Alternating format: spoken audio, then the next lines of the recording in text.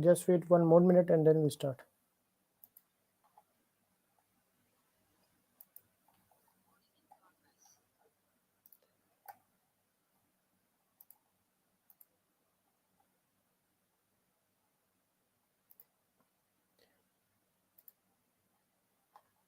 Hello, and I welcome all of you to this master class, which we have specially designed for all our students.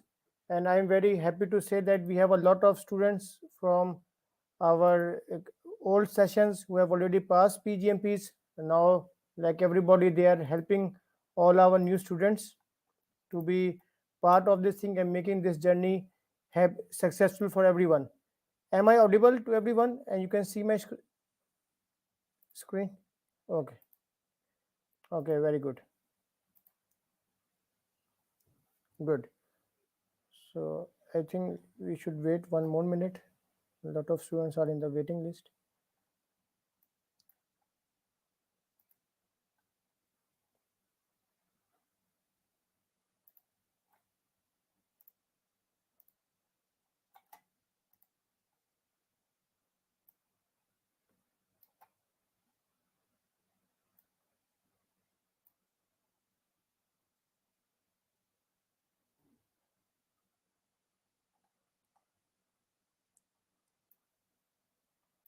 Okay, they will join.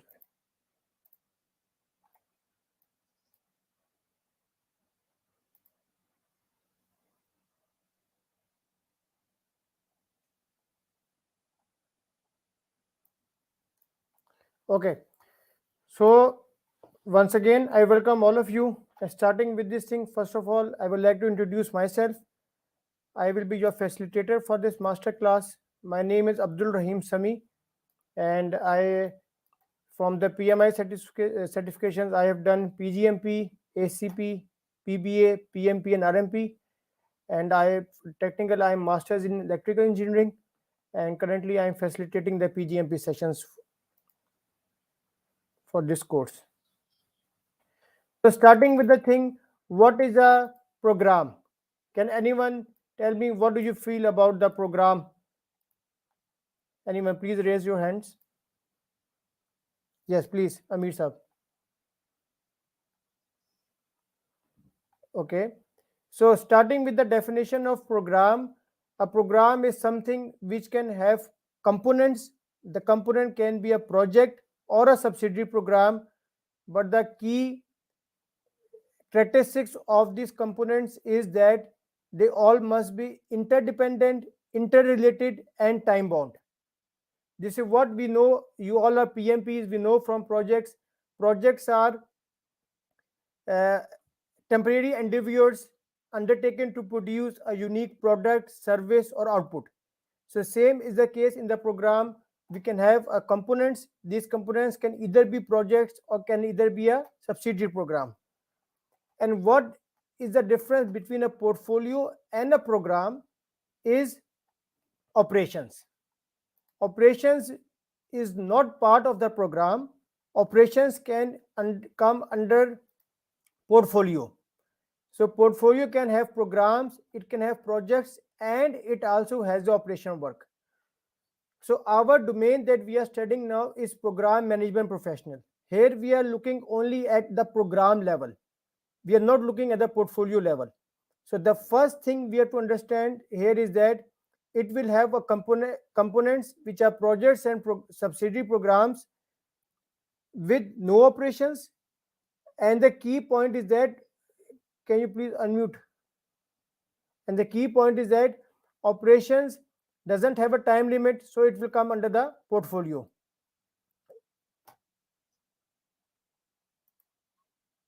Is it clear to everyone? Please, everyone, mute yourself.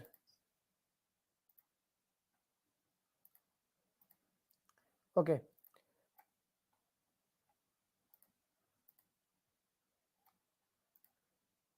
So that is our domain in which we will be operating here. So we have a portfolio and program distinctions, which is relatedness and time. Relatedness means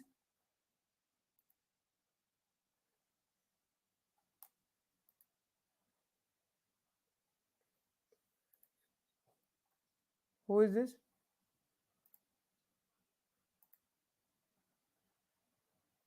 Okay.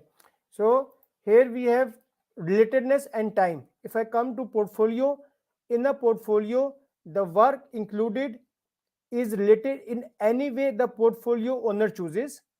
On the other hand, in a program, the work included is interdependent. So the key word that we have to remember here is interdependency between the components of the program. And the second distinction is time. Portfolios are not expected to be constrained to end on a specific date. Why? Because it has operations under it.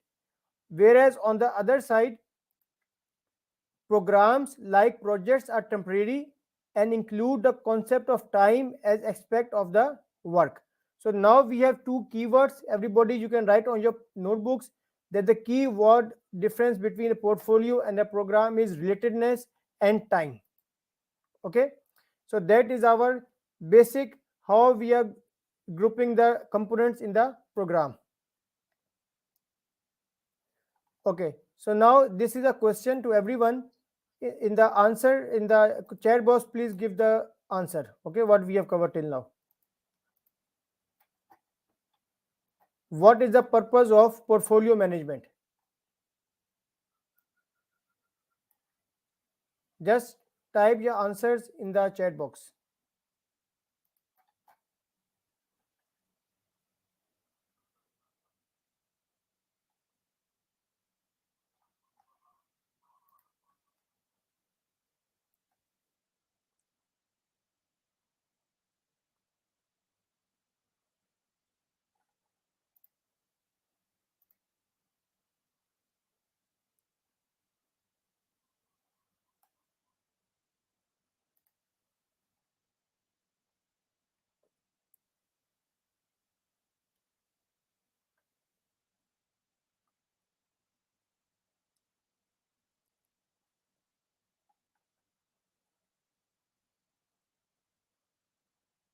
So here the question is asking, what is the purpose of portfolio management? A is to manage a collection of related programs and operational services to achieve strategic objectives.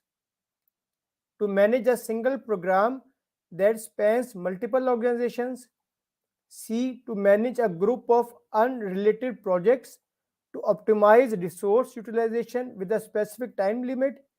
And D is to manage the delivery of only multiple operation projects within an organization.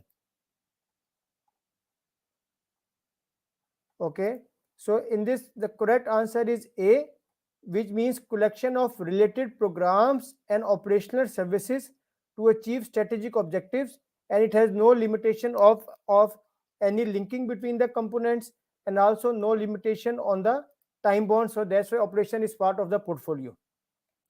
So this concept of portfolio and program is clear to everyone. Just give me your thumbs up in the on your screen. Okay, perfect, good. Yes.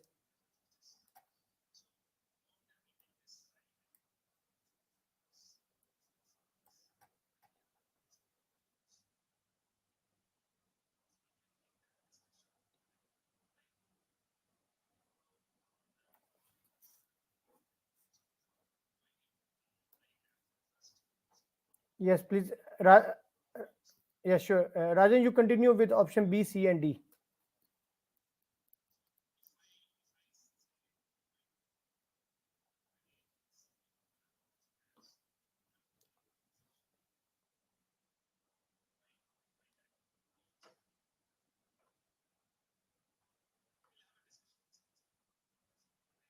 Mhm.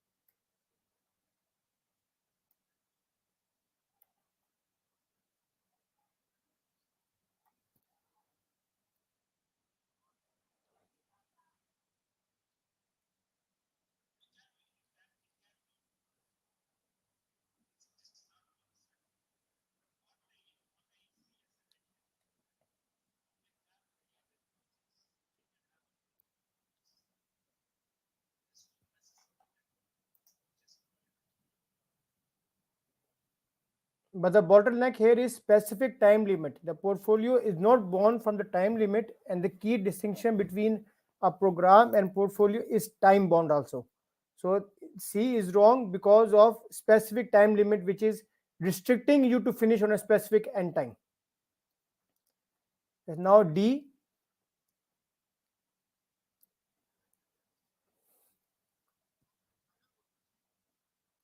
Yes, Gulzar sir.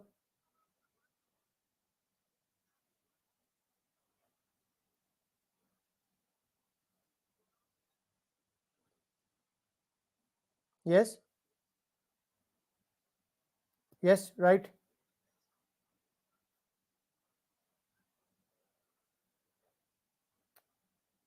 No, no, because I'm asking what is the portfolio management. So in the portfolio, I need to have, I don't need a time bound and I don't need related projects. The question is asking about the portfolio management, not program management.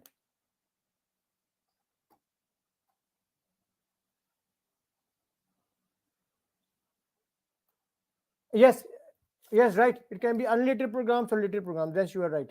Correct.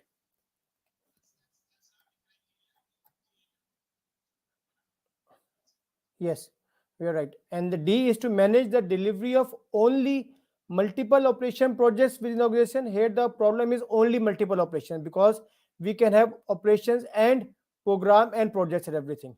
So the key distinction is relatedness, strict boundaries. For the program we have strict boundaries that all the components have to be related and time bound, whereas in the portfolio we have open. We can have related programs, unrelated programs, we can have time bound and not time bound. Right? Is it clear to everyone? Yes.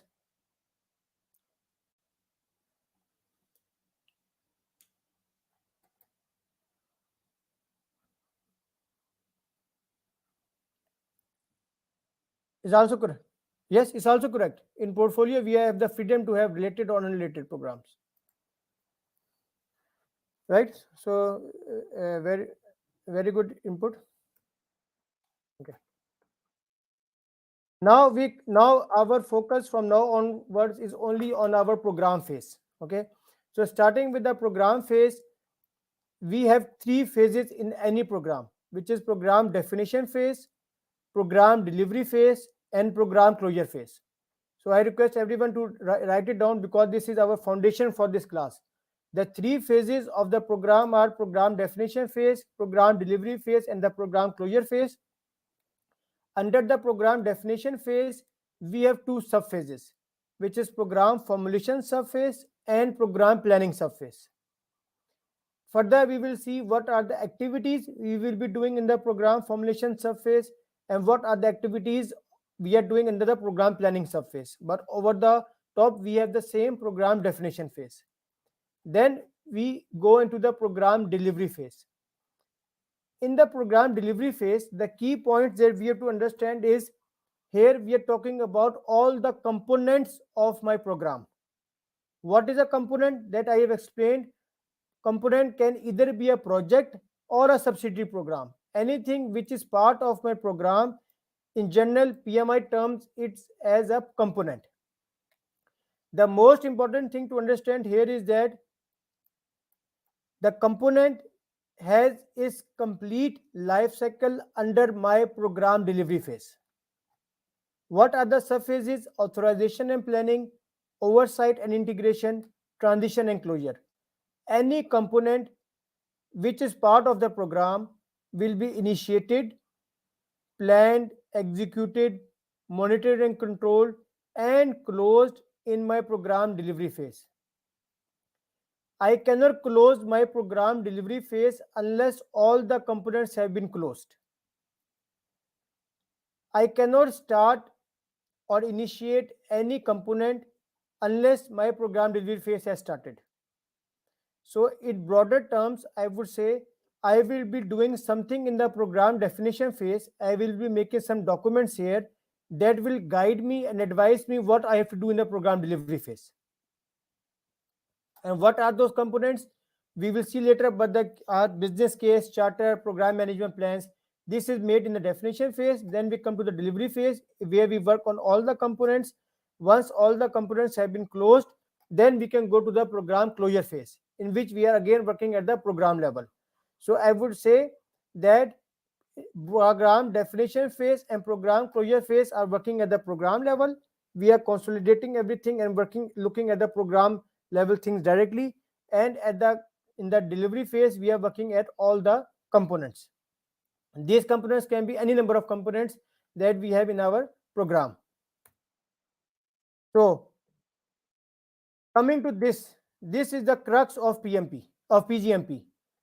We have 5 performance domains in PGMP. Please, everybody write it down on your papers.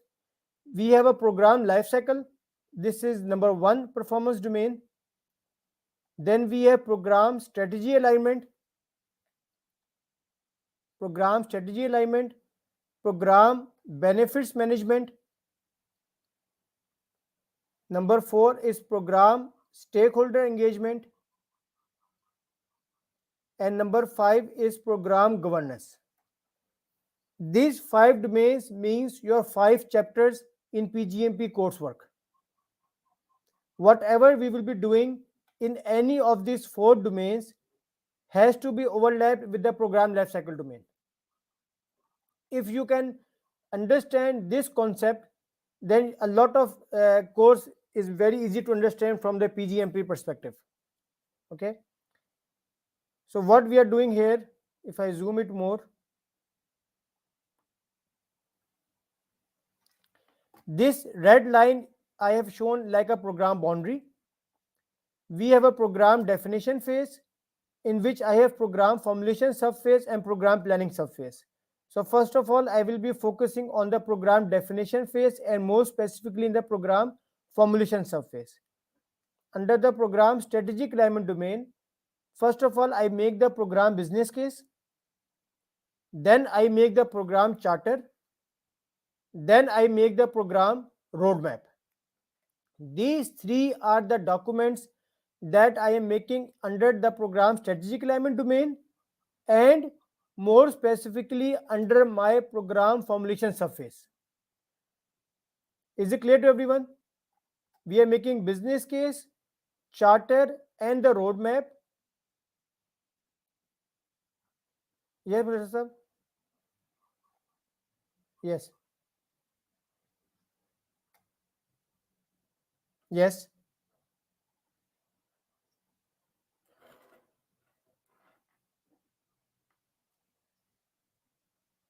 Once he makes a business case.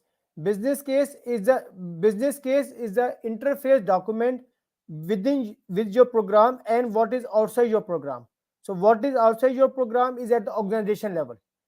At this initial stage, we have organizational strategic objectives where we will make the program high level roadmap, okay, where we will have program mandates, like you said, anything which is coming of organizational goals and objectives, strategic plans, everything is outside of my program domain. Everything is here in the white color.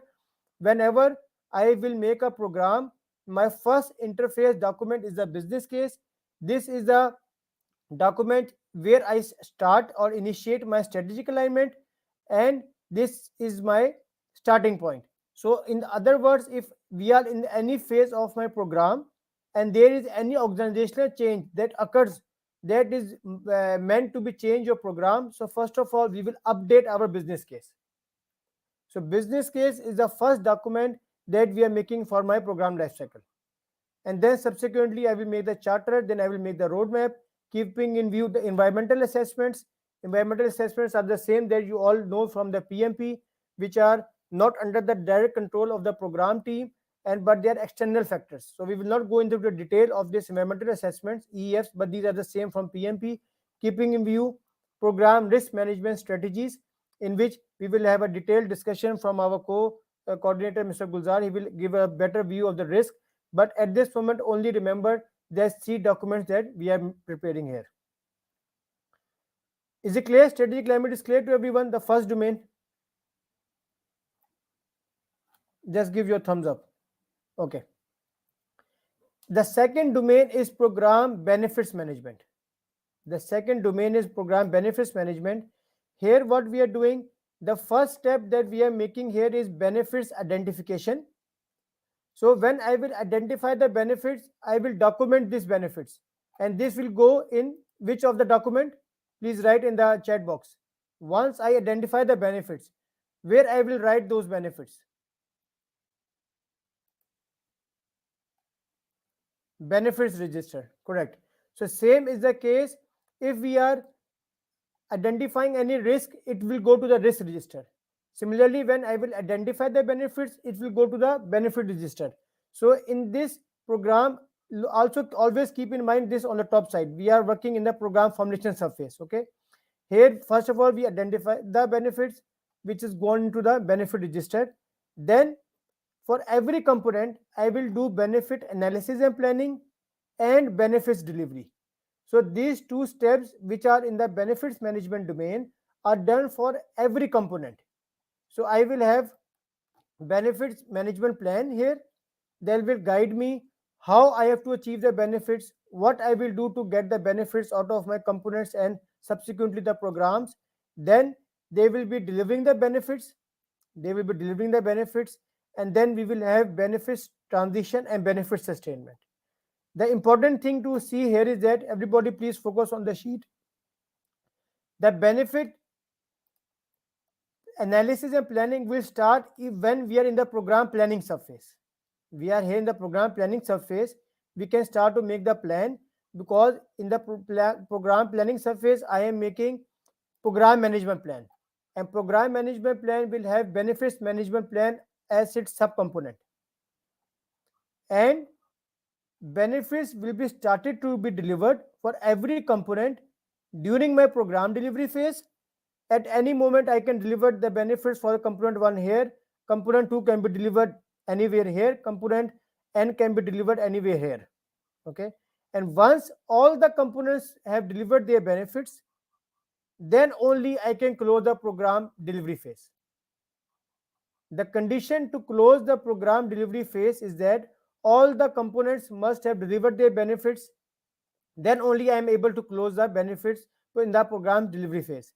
And then benefits transition will start. This is again at the program level. All the delivery that is done will be start to have benefits transition, and then we do the benefit sustainment. So if I zoom it out, benefit sustainment, this arrow, the blue one, is the only arrow in the whole PgMP which is crossing my red line.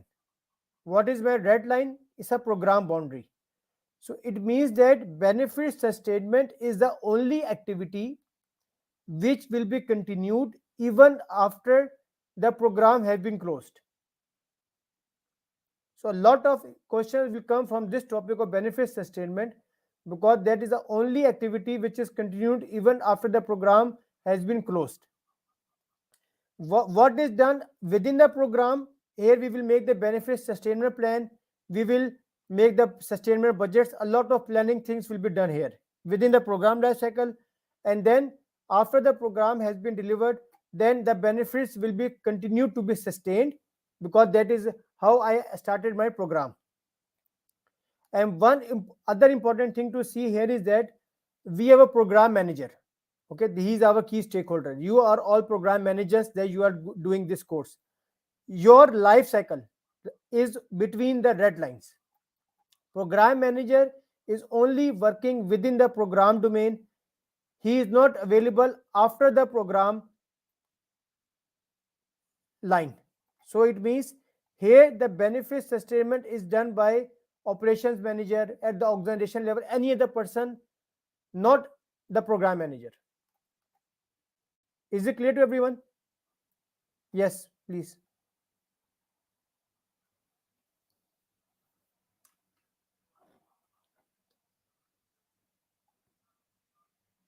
Yes, yes, yes, correct. Why? Yes, why? The reason is that these components are not born to deliver the benefits at the same time. I can have incremental delivery of the benefits. So, for example, this component delivered the benefits here as per my roadmap and the milestone. Then the transition can start for the benefits for their component. I can pick the. That's why in the program delivery phase the transitioning is started. We are allowing every component to deliver the benefits at any time during the program delivery phase as per their milestones on the program roadmap. Clear? So once any component will deliver the benefits, the benefit transition can start. That's why the transition already started under the program delivery phase. It will continue in the program closure phase once we go to the sustainment, and then sustainment is the only thing which will be continued after the program lifecycle has been closed. The fourth domain is program stakeholder engagement. Program stakeholder engagement. What we are doing in the stakeholder engagement is stakeholder identification. So once I will identify the stakeholders, where I will document this data of the stakeholders. Please write in the chat box. Once I identify the stakeholders, where I will put the names of those identified stakeholders. Stakeholder register. Right. So here I will make the stakeholder register where I will have a list of all the stakeholders, and then I will analyze the stakeholder. I will do stakeholder analysis. So the output of the stakeholder analysis is again the stakeholder register, but an updated stakeholder register, much more polished, having much more categorization of the stakeholders. In this stakeholder analysis, we will study in detail. We can do we can apply power interest grid. We can apply a lot of different techniques to categorize and to see more of the stakeholders, how they are performing, what are their roles in that. And then I will do stakeholder engagement planning. The output here will be stakeholder engagement plan. And I have to keep the stakeholder engagement and stakeholder communication throughout my program lifecycle. If I zoom it out to see the from the life cycle, in the program definition phase, this is the planning surface. If I bring this line down, stakeholder has 3 steps under the program definition phase, which is stakeholder identification, means making a stakeholder register, stakeholder analysis, which means polishing a stakeholder register, and making the stakeholder engagement plan. And I am doing stakeholder engagement and stakeholder communication throughout the life cycle. Now I have a question here. The engagement plan is prepared here in the end of this planning phase. So why I need to do stakeholder engagement here? Why I'm doing the stakeholder engagement from the beginning? Why? Anyone? Raise your hand. The question is that stakeholder engagement is done from the start of the program lifecycle. Why we are doing the stakeholder engagement here and stakeholder communication in this area in the program formulation surface?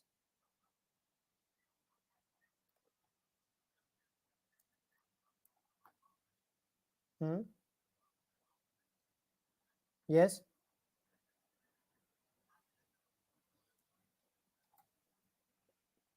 Okay. Mudassar Saab?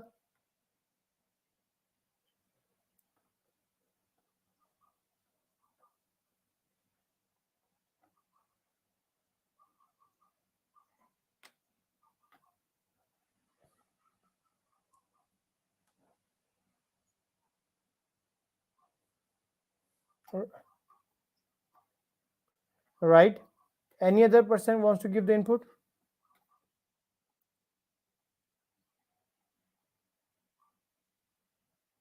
Yes, Gulzar Saab.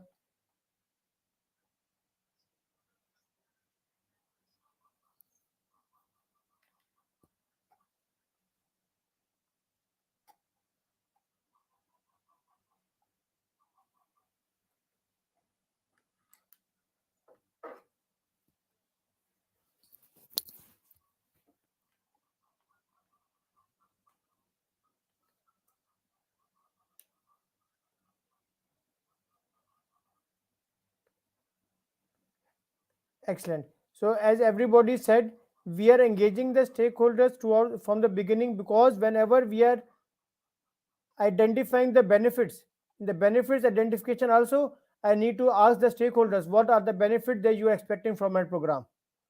When I am making the business case, I am coordinating with all the available stakeholders. I am discussing with them. I am asking with them what are their requirements, what they expect from me. So the stakeholders are engaged and communicated throughout the program lifecycle as soon as the program lifecycle is started. Right. Then the last domain is program governance. What do you mean by governance? Anyone? What is the meaning of governance?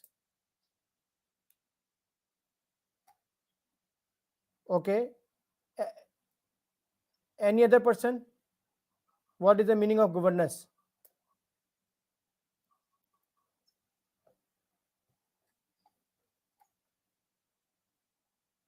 Yeah, Gulzar sir.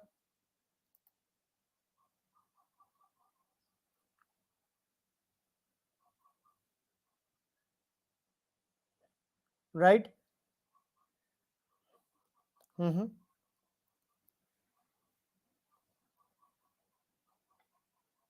Right. Okay. Governance actually means controlling, making sure that whatever we have planned for the program is undertaken, is following the same procedures, protocols for what it is required to be done. So, in the governance, first of all, in the program definition phase, I will define governance practices, and here I will get the program governance plan.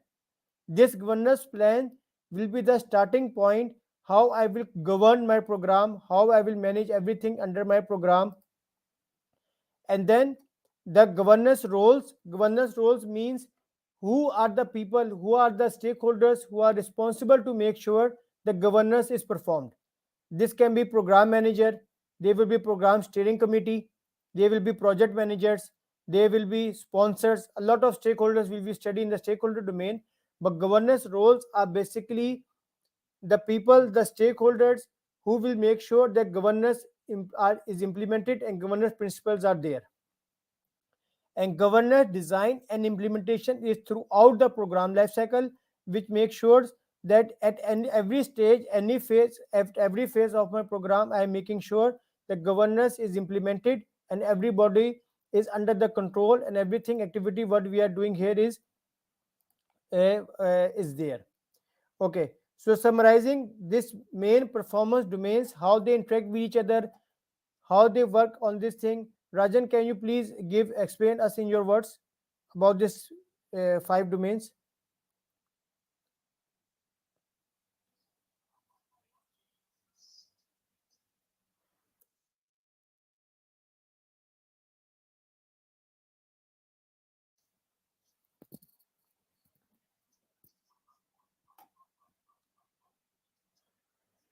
Program charter.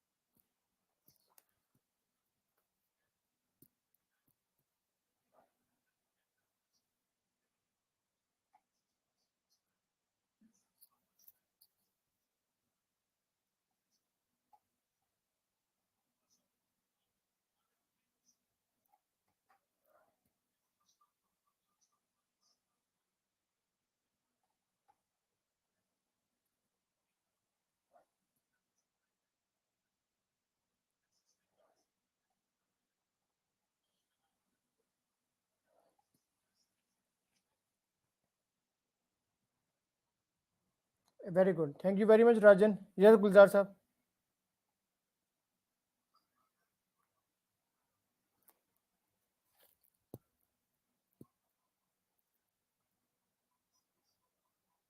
Hmm.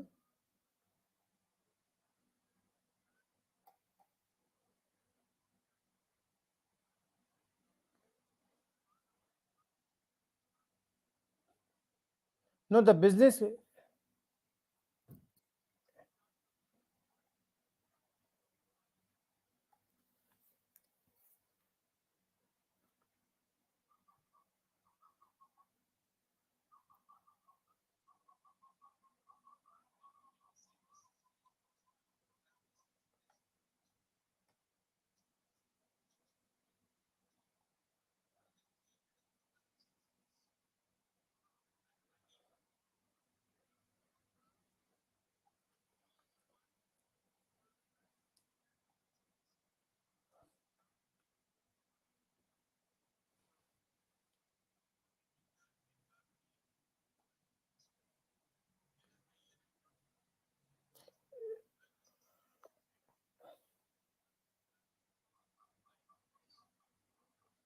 Yes.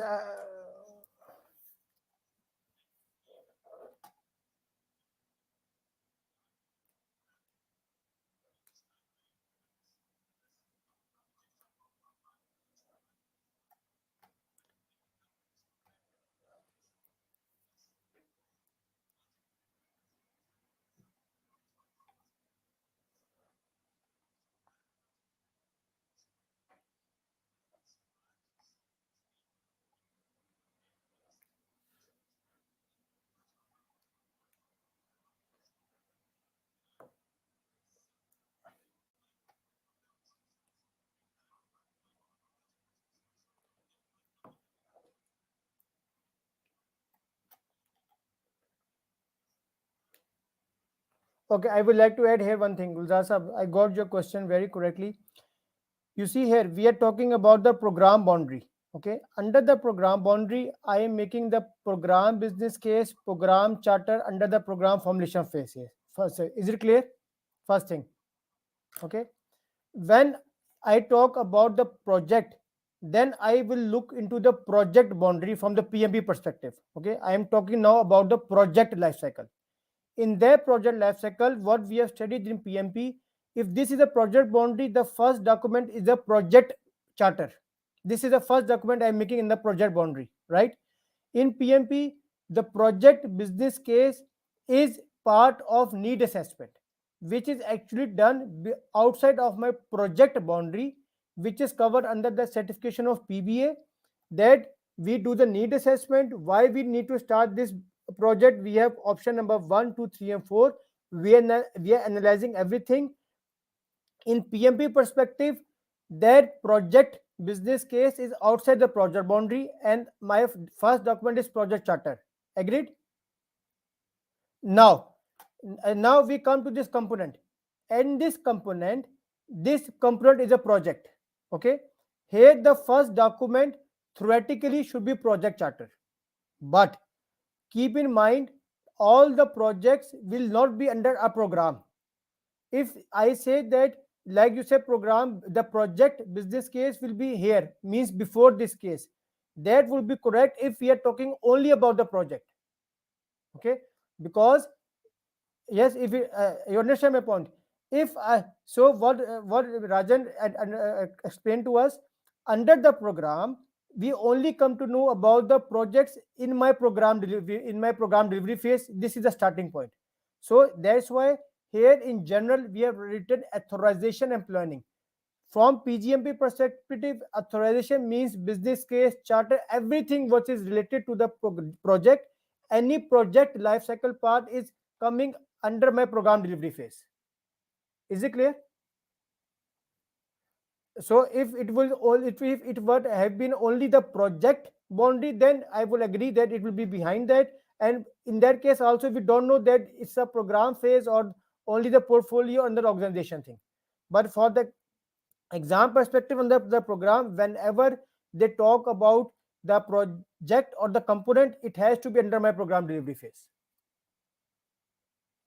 Clear to everyone, because everybody is PMP here. If anybody wants to add in this concept or have any question, please ask. You can raise your hand and ask the question if anything is not clear under these 5 domains that we have explained: program lifecycle, program strategic alignment, program benefits management, program stakeholder engagement, and program governance. The most documents we are making under the program definition phase, starting with business case, charter, and the program roadmap, making benefit register and stakeholder register and program governance plan. Under the program planning subphase, I am making program management plan, and then component, everything is coming under a program delivery phase for the component, and then we go to the program closure phase. Yes, Jay Prakash, you have any question? Yes.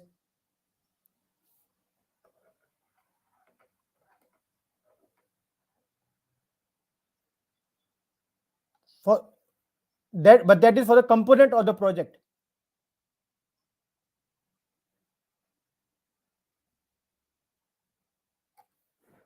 The responsibility lies with the component managers in coordination with the program manager, because every project, every component will have its own project manager, just like PMP. In PMP, who was making the charter, who was working everything for their component is the responsibility of the relevant component manager, with overall supervision and support from the program manager, because he is under your umbrella of the program. But the life cycle of the complete component will be the responsibility of the project manager. Clear?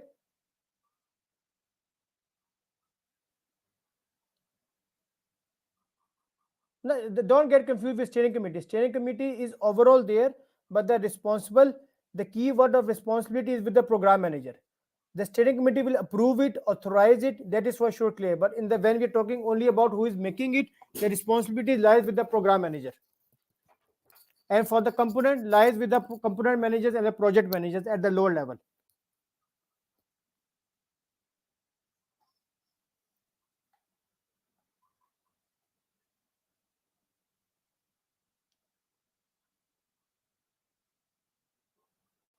Yes, right, correct.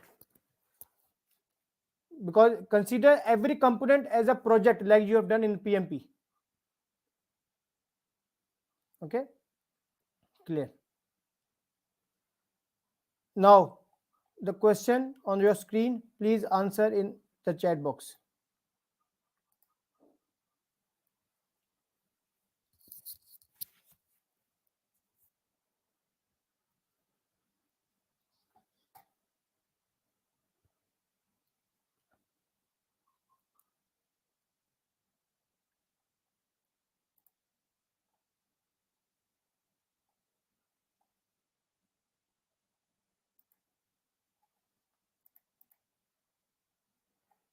Which of the following is not one of the 5 program management domains as defined by PMI? A is program risk management, B program benefits management, C program stakeholder engagement, D program governance. So everybody is giving the correct answer, which is A. The domains that we have is program lifecycle, program strategic alignment, program benefits management, program stakeholder engagement, and program governance under the PGMP. So the risk management as a separate domain is not included in our PGMP course, but risk is mentioned and covered everywhere throughout my program lifecycle. We will have a detailed discussion on the risk in short time. Okay. Is it the basic concepts clear to everyone? Please, I need a please write yes in the chat box from everyone. We have 25 participants. Please write if and everything that we have covered till now is clear to everyone. No question, nothing else. About the 5 domains, the intersection, interrelation with each other, what we are making in every phase, what are the 5 domains, what is a business case, charter, and roadmap. Everything is clear. Okay, very good. So now I request everybody to take one page and one paper, pencil and page with you. Now I am going to make the magic grid, which is not in any book. which is not in any of PMI standard, but as a summary of the activities that we are doing throughout our program lifecycle. We have developed this very special magic grid that will help you to cover the complete activities which is going on in your program lifecycle. Okay, so please take your paper and pencil, make 5 columns. Don't look at my sheet. Okay, this is just the overview. I will announce for you, then we will discuss. I will explain how easy it is to understand the complete activities. Okay, make 5 columns. In the first column, write the knowledge areas. Write knowledge areas. In the second column, write program formulation surface activities. Program formulation surface. In the third column, write program planning surface activities. In the fourth column, write program delivery phase activities. In the fifth column, write program closure phase. So the 5 columns are knowledge area, program formulation surface, program planning surface, program delivery phase, and program closure phase. Okay, so now I will uh, ask the person, because all are PMPs here. We have 10 knowledge areas in PMP. Can anyone tell me, Abu Bakr, can you tell me what is the first knowledge area in PMP, in the magic table of PMP? Abu Bakr Javed.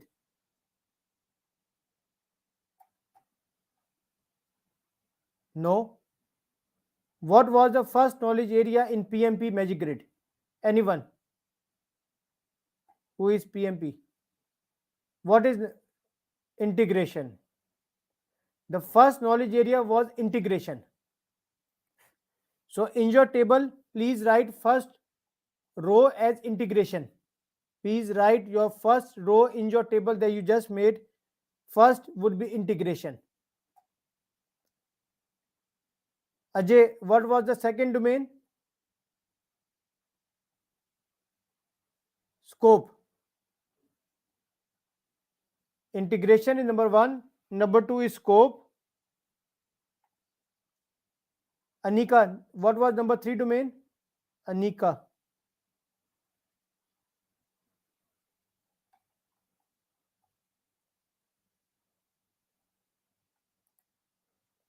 Okay, schedule. Then we have cost. Cost, please write 3 times. Please write cost 3 times because we have more activities. So for easy reference, write cost 3 times.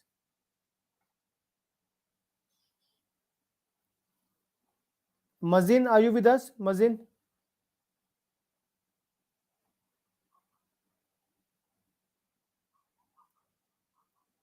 Okay, cost, quality,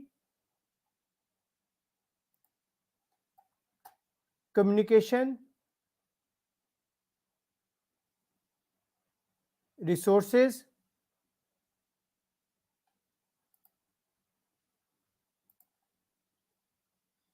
risk, procurement. What was the last knowledge area in PMP group?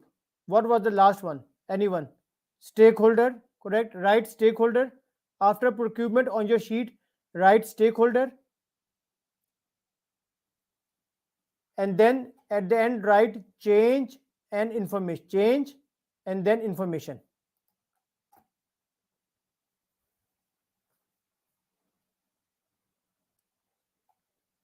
Okay. So now everybody, please write how many column, how many rows you have now. Starting from integration, schedule, integration, scope. Yes, anyone can repeat, please. How many rows you have written? Should be 14. Anyone having 14 rows? Anyone who has 14 rows? Marius, Marius, are you with us?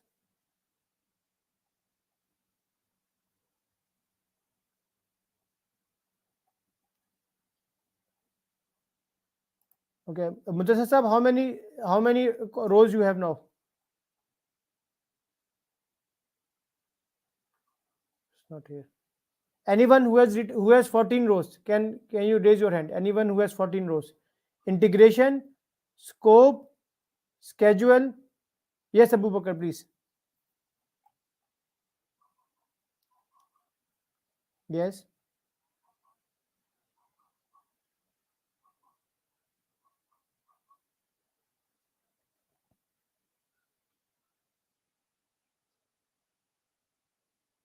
Excellent. Perfect. Now, starting with integration, put cross in front of all the columns.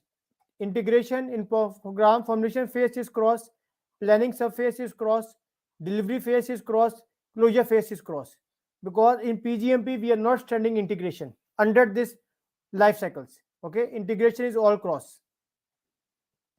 And in your 11th 12th row is stakeholder, also put cross cross cross cross in stakeholder. Why? Because in PgMP we have a specific individual domain of stakeholders, so we will not cover it under the program lifecycle activities. So there is no activity in integration, there is no activity in stakeholder. Clear? Integration is all four columns is cross, and stakeholder all columns are cross. Now come to scope. In the scope, in the program formulation surface, I am doing assessment. So just write assessment. The actual full name is program scope assessment. I will be doing the scope assessment.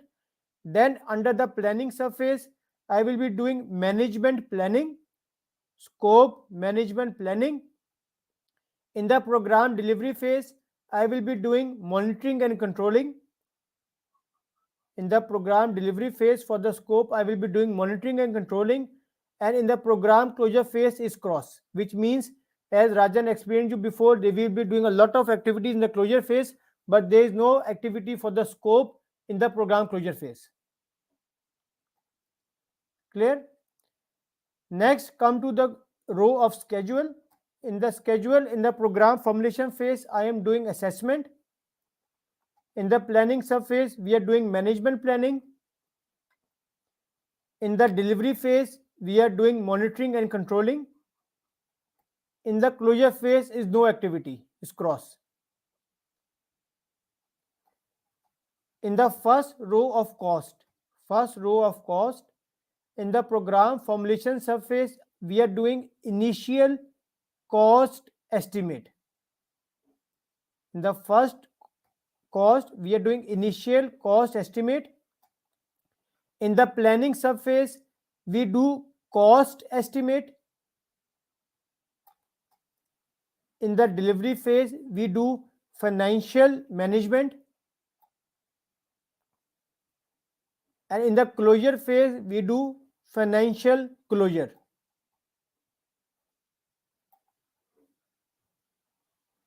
In the second row of cost, in the program formulation phase is no activity. In the planning subphase, we have financial framework establishment. Just write financial framework. In the program delivery phase is no activity, closure phase is no activity. In the third row of cost, in the formulation phase subphase is no activity. In the planning subphase, we have financial management planning. Delivery phase is no activity, closure phase is no activity.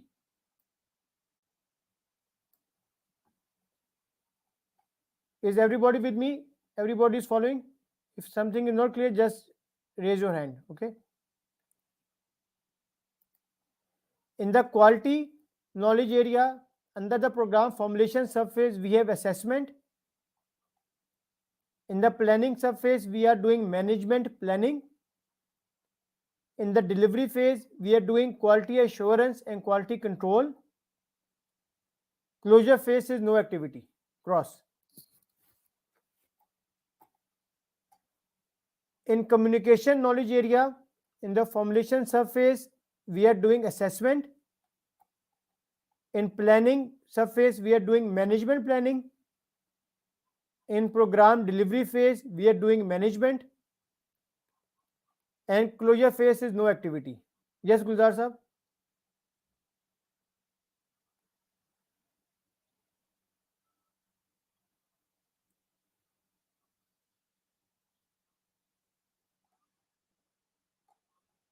Hmm.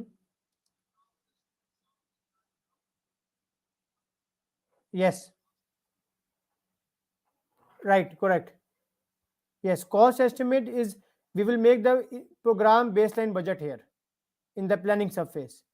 And in the program formulation phase, say is rough order of magnitude or a blind guess how you when we are making the business case and the charter. Okay.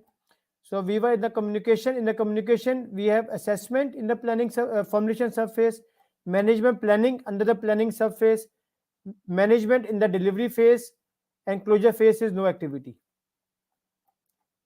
In the resources knowledge area, in the formulation surface, we have requirement estimation. Planning surface, we have management planning. Delivery phase, we have management. And in the closure phase, we have transition.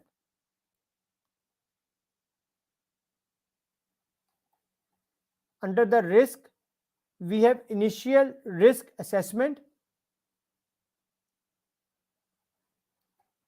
In the planning surface, we have management planning. In the delivery phase, we have monitoring and controlling. And under the program closure phase, we have management and transition. For the risk, we have management and transition in the closure phase. In the procurement knowledge area, in the formulation surface, we have assessment. In the planning surface is management planning. In the delivery phase is management. And in the closure surface, we have closure, means procurement closure. In the stakeholder is all cross. Then we come to the change. In change formulation surface, we have assessment. In planning surface, we have management planning. In delivery phase, we have monitoring and controlling. In the closure phase, we have no activity. And last, in the information knowledge area, in the planning formulation surface, we have assessment. In the planning surface, we have management planning. In the delivery phase, we have management. And in the closure phase, we have archiving and transition. Amiya Kinikar, can you tell me how many activities now you have in the program formulation surface? Amiya,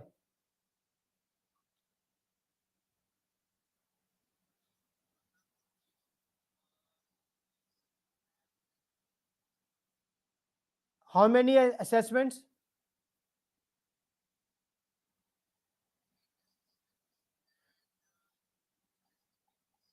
What are the two estimates?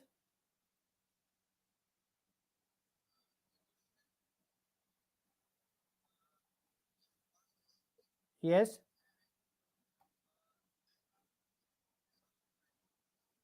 perfect. So at the end, for the summary, for easy reference, you can write total we have 10 activities in the program formulation surface, out of which 8 are assessments and 2 are estimations, which are cost estimate and resources. We have requirement estimation.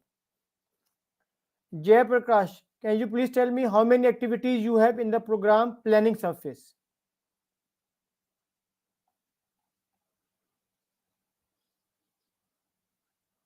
12 activities, right? Yes. And cost estimate and what is the 11th activity?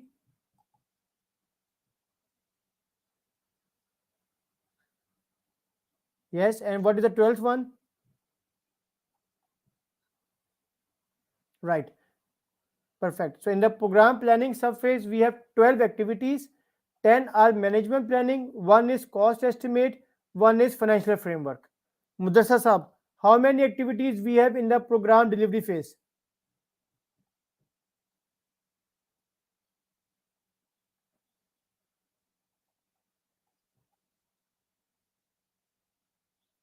No, should be 10. Delivery phase, we have 10 activities.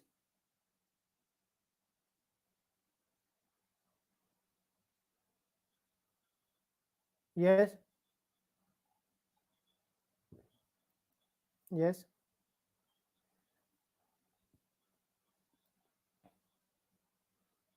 Resource, you missed resource. You have missed resource management. You have missed resource. So how many activities in the delivery phase? 10 activities in the delivery phase. How many monitoring and controlling?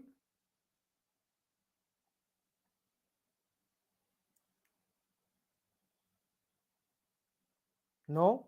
Monitoring and controlling? No. Scope monitoring and controlling, schedule monitoring and controlling, quality assurance and quality control, risk monitoring and controlling, and change monitoring and controlling. So in the delivery phase, we have 10 activities, 5 are monitoring and controlling activities. What are other 5 activities? Yes.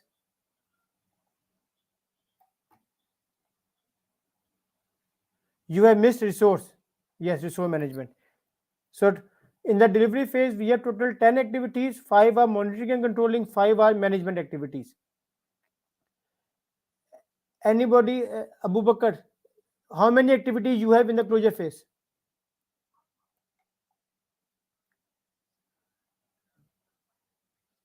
Yes. Excellent. Which are the two closure activities? Hmm? Right. And how many transitions?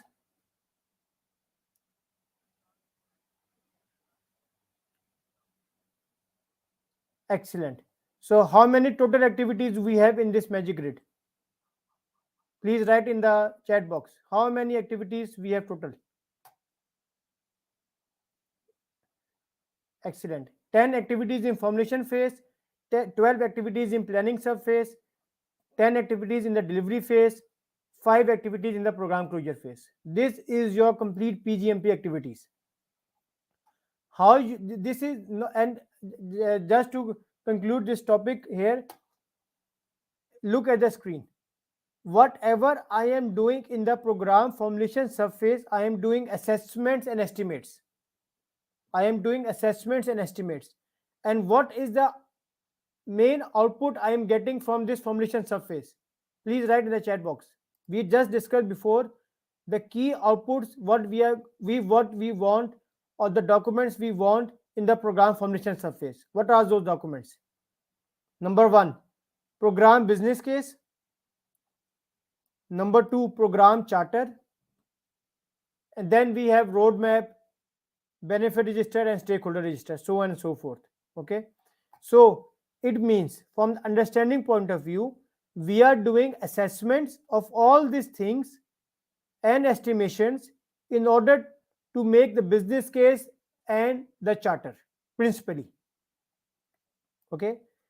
In the planning surface, what the main output I am getting is, in the program planning surface, I will get program management plan. I will get program management plan.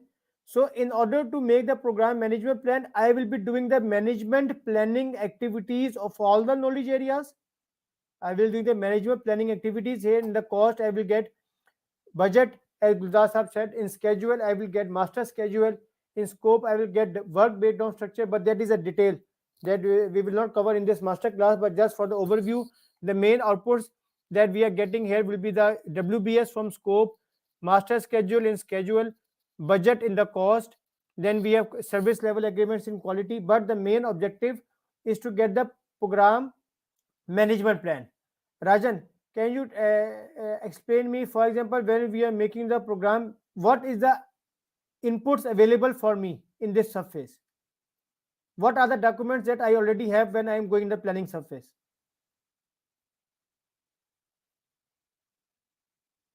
Yes, right. So I will have, yes, I will have all the assessments. I will have business case and the charter available for me to do the activities in the planning surface. Is it right?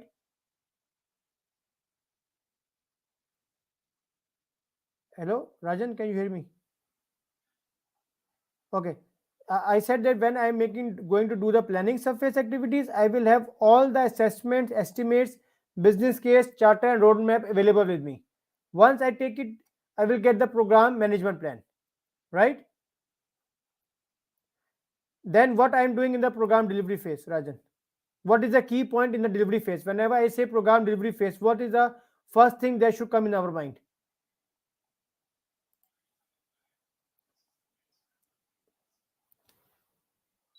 Hmm? Hmm?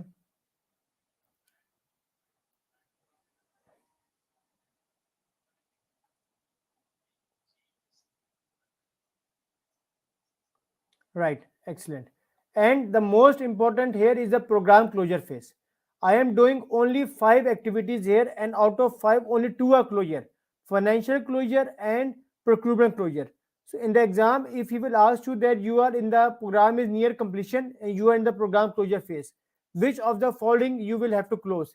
Scope, schedule, cost, communication. Only cost. Financial closure will be done. There is nothing closing for the scope, no closing for the schedule. If we say that once you are, the program is near completion and you have a lot of risks still open from your program, so what you should do with the remaining risks?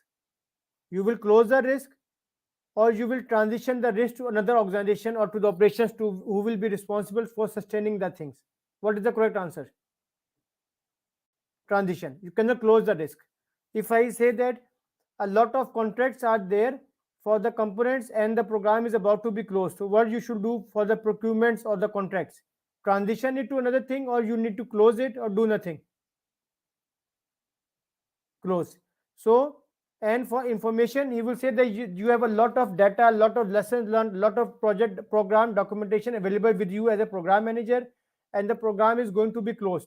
So what you should do with a lot of these documents? Throw it away, hand over to the client, make transition to knowledge repository, or some other other option. So in that case, you have to archive and transition all this information to the knowledge database, to knowledge repository. Is it clear to everyone? This magic grid is clear to everyone. If you have any question, please raise your hand. Yes, Mr. Sir.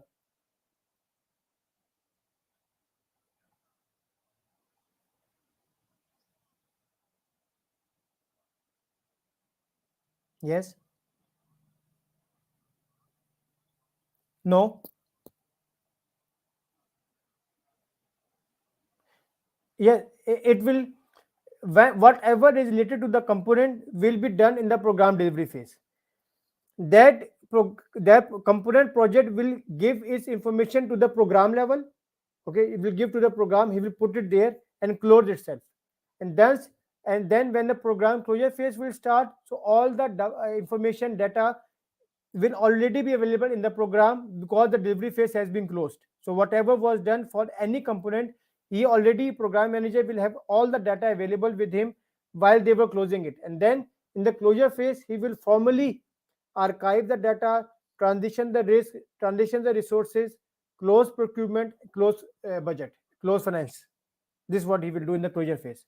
But whatever is done has to be done for the component will be already done and closed in the program delivery phase. Any question from anyone? Please raise your hand or write in the chat box. If it is clear, please write everything clear.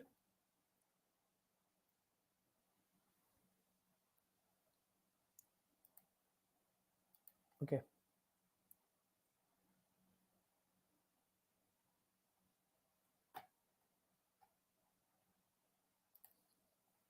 So we will just cover the program strategic element, and then we will take 15 minutes break. So this is a cutout of the program strategic alignment. I will just cover what are the important components of business case, charter, and the roadmap. This flowchart we have already discussed in detail in the program. Now we are going to the detail of the strategic alignment domain. In the strategic alignment domain, we are making a business case, charter, and the roadmap. These are the 3 important documents that we will cover here. So this is a mind map, handwritten mind map for you for the program strategic alignment. Here the first topic is we are making the program business case, we are making the program charter, we are making the program roadmap, keeping in view the environmental assessments and doing environmental analysis and doing the program risk management strategy throughout our program lifecycle. In the program formulation phase, we are making business case, charter, and the roadmap. That is the key crux of this chapter, that we will get business case, charter, and the roadmap. Okay. So these are the core components of the business case. You have to remember only the keywords of the business case that are written here, which is number one, it's a documented economic feasibility. It established the validity of benefits, justification of the resources, primary justification document for an investment decision, assess the program's investment against the intended benefits, means cost benefit analysis, describes success criteria, describes alternative solutions. It is an input to the program charter and the program roadmap, because we saw business case was the first document, and after this I will make the charter and the roadmap. Formal declaration of the value that the program is expected to deliver. It contains high level risk, key assumptions and constraints. Strategy alignment is initiated, because I told you before, business case is the first document between the boundary of our program and the organization. So that is the first document in which the strategic alignment is initiated. Serve as a formal declaration of the program benefits, the expected delivery, and the justification for the resources that will be expended to deliver it. It establishes the authority, intent, philosophy of the business need and sponsorship, provides direction for structure, guiding principles, and organization of the program. So these are the most important keywords for the exam point of view, for understanding point of view. You have to understand for the business case, and the key tone of all these things is the justification document, which is the first document is a business case where strategic alignment is initiated. The document that is an interface between the organization and the program is a business case. That document which will define the success criteria for is a business case, that will provide the validity of the benefits. That document that will have formal declaration is a business case. Okay, so business case, the key word is justification.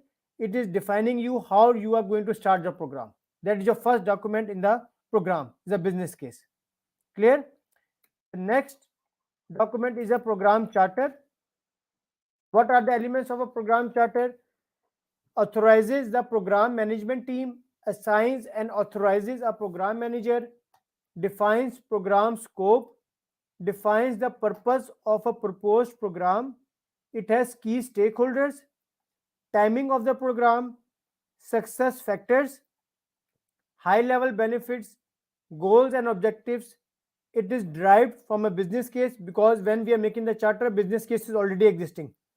Enable program strategic alignment, used to measure the program success, include metrics for success and a method for measurement, clear definition of success, and links the program to organization's strategic objectives. These are the key words of the program charter, and here the tone is authorization.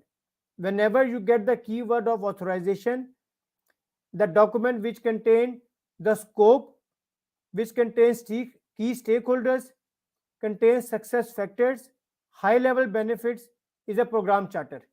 There is no common word between the business case and the charter. If you are able to differentiate between the keywords of business case and charter, your 30% of the questions from this domain will be clear. Here we have success factors. In business case, I had success criteria. Here I had justification. Here I have authorization. So that are the two key differences. Program scope I never defined in the business case. Key stakeholders were not in the business case.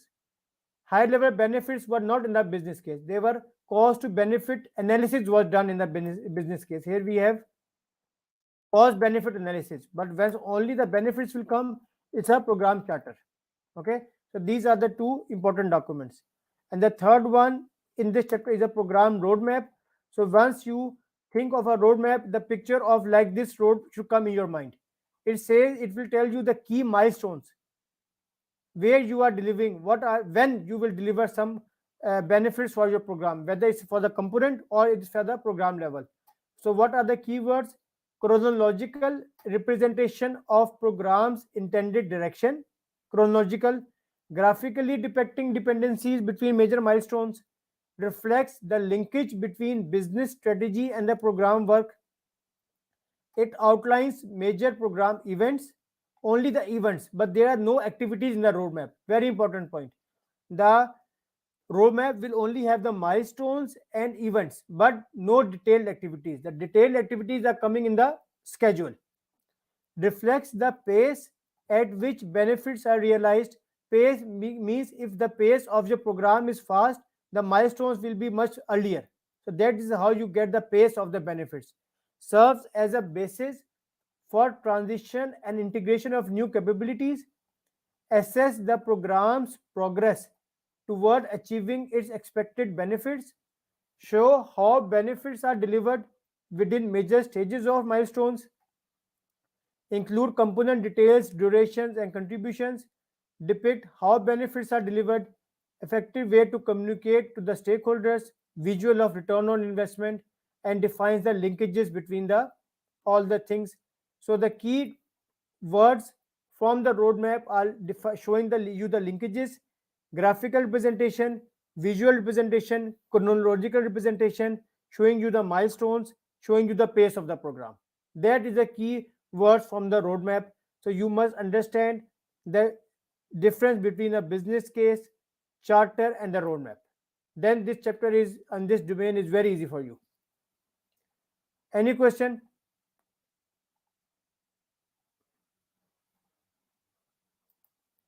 Okay. So next, do this question. Yes, Gulzar sir. Yes.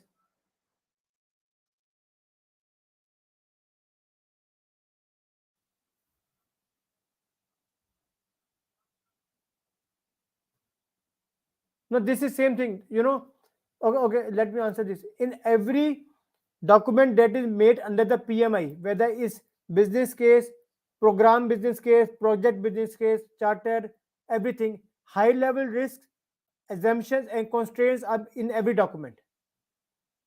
So he will never ask you the question that which document considers level the risks, and every document. It's common for all PMI. The risk is everywhere.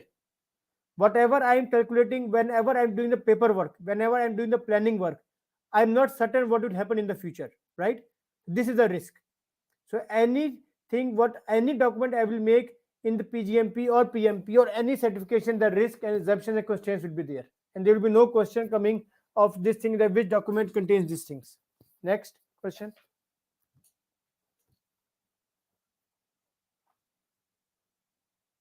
Okay, clear. So risk is in every document. So now let's do this question.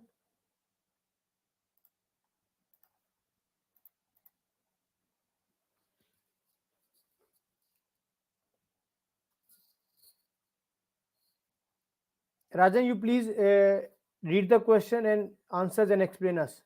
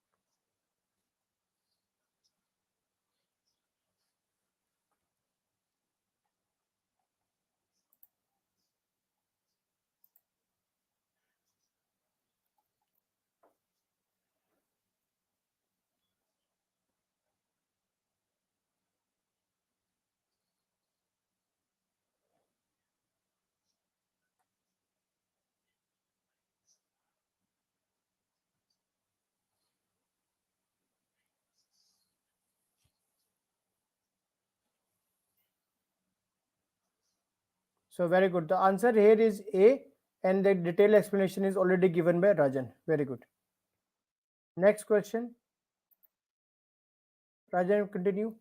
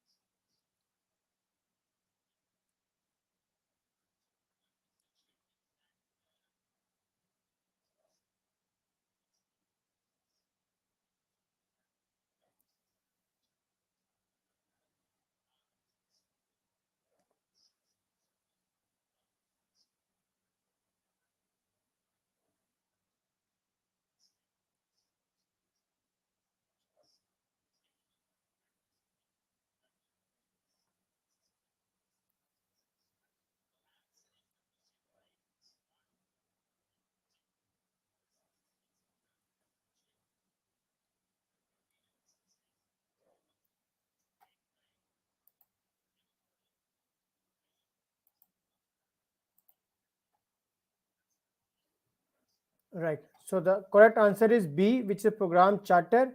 It has scope, key stakeholders, and success factors, which are the keywords that we just saw in the charter.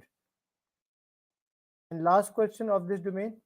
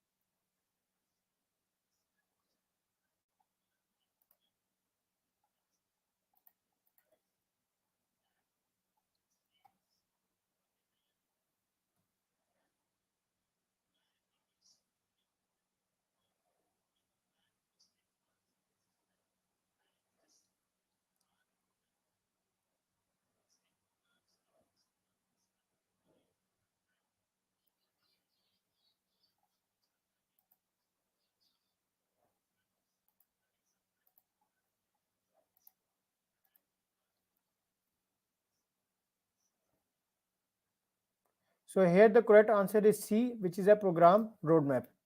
So excellent. Thank you very much. So we will now take 10 minutes break. We meet again. Now is quarter the hour. Somebody has 20, 21:30. Somebody will have different time. So we meet again in 10 minutes, and we will start. We will be a short presentation from Mr. Gulzar on the risk topic, and then we will continue with our next topic. So next, see you in 10 minutes.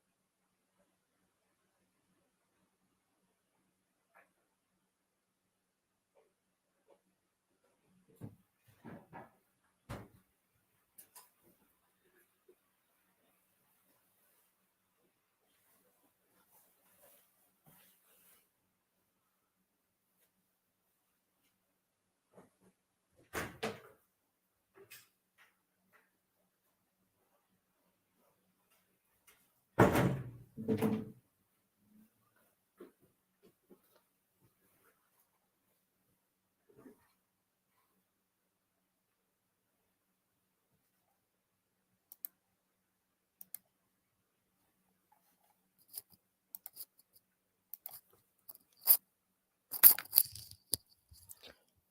so we are back.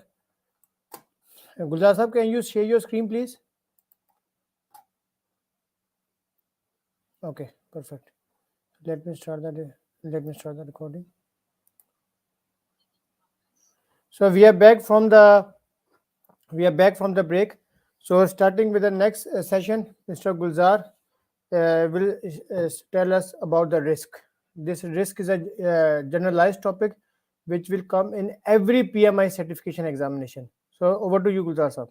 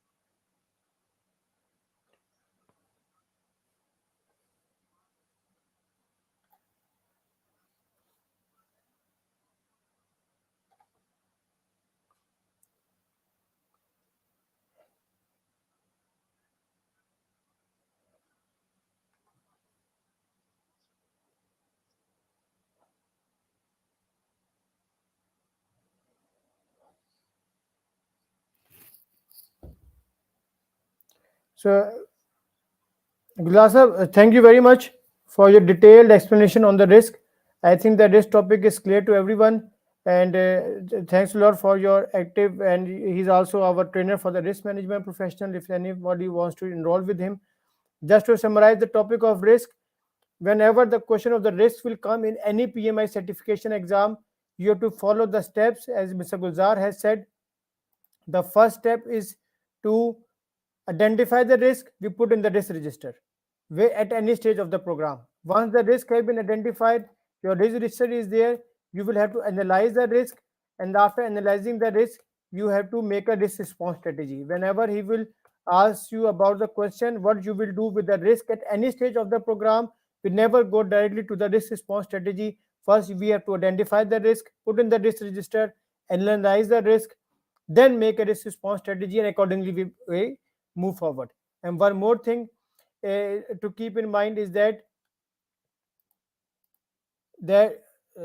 just the one more thing important to keep in mind is that risk register is a dynamic document, benefit register is a dynamic document, stakeholder register is a dynamic document. The meaning of dynamic means they can be updated, they can be referred throughout the program life cycle, whether it's in the definition phase, delivery phase, or the closure phase. That is the main essence of making all these registers that are available and accessible during the whole life cycle of the program. So that was Mr. Gulzar, a very good presentation from the risk point of view. Thank you very much. So now we continue with our next domain, which is program. Can you see my screen now? Everybody can see my screen? Okay, now you are seeing the screen of the benefits management domain, right?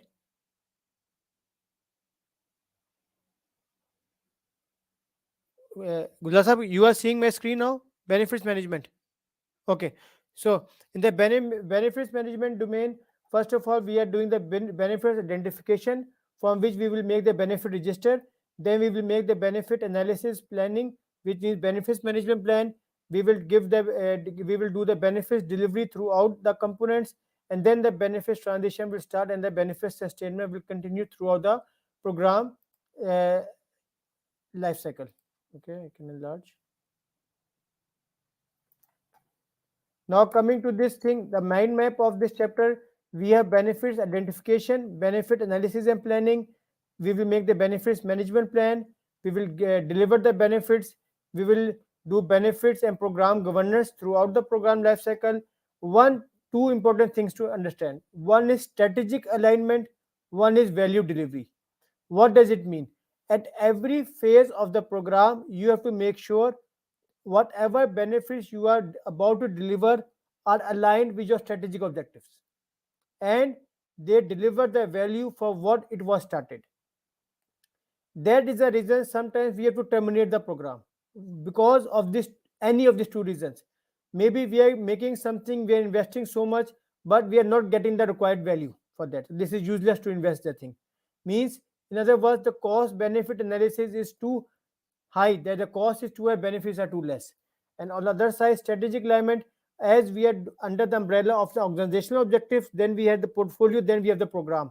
So whatever we are operating is under the umbrella of our organizational objectives. Strategic alignment must always be there. Once we are not following these two principles, we have to terminate the program, we have to close our program. Then we have the important document, which is a benefit register. What it contains: collects and lists the planned benefits, measure and communicate the delivery of benefits. It is developed based on the business case. Again, business case is the starting document of my program. It is reviewed with key stakeholders to develop appropriate performance measures, mapping of planned benefits to program components as reflected in the program roadmap, KPIs and thresholds for evaluating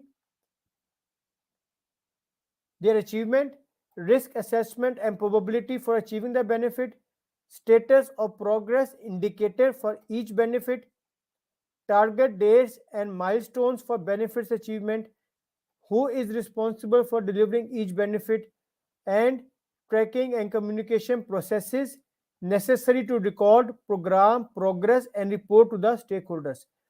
Very important concept here is, whenever you have to record the progress of the program, whenever he will ask you that which document you will use to communicate the progress of your program, the status of your program, that is a benefit register. Why? Because my objective of starting the program is to get the benefits. What benefits? It is in the benefit register. When I am updating the benefit register, I can easily track these benefits are delivered, these are in progress, that cannot be delivered. So that is the best indication of explaining the status of your program to the stakeholder. Minimum 3 to 4 questions will come from this topic of benefit register. This is a very important part of exam content outline also.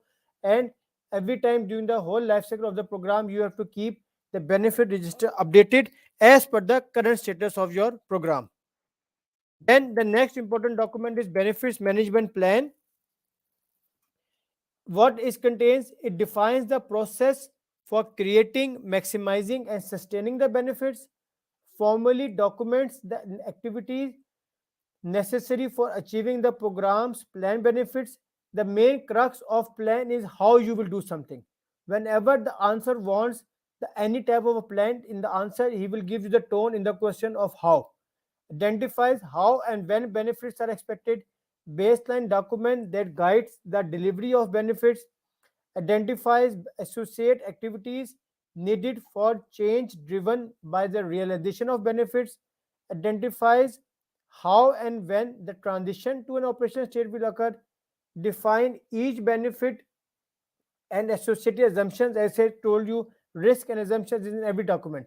Link component outputs to planned program outcomes, define KPIs and procedure to measure the benefits, define roles and responsibilities required to manage the benefits, provides a process for managing the overall management effort.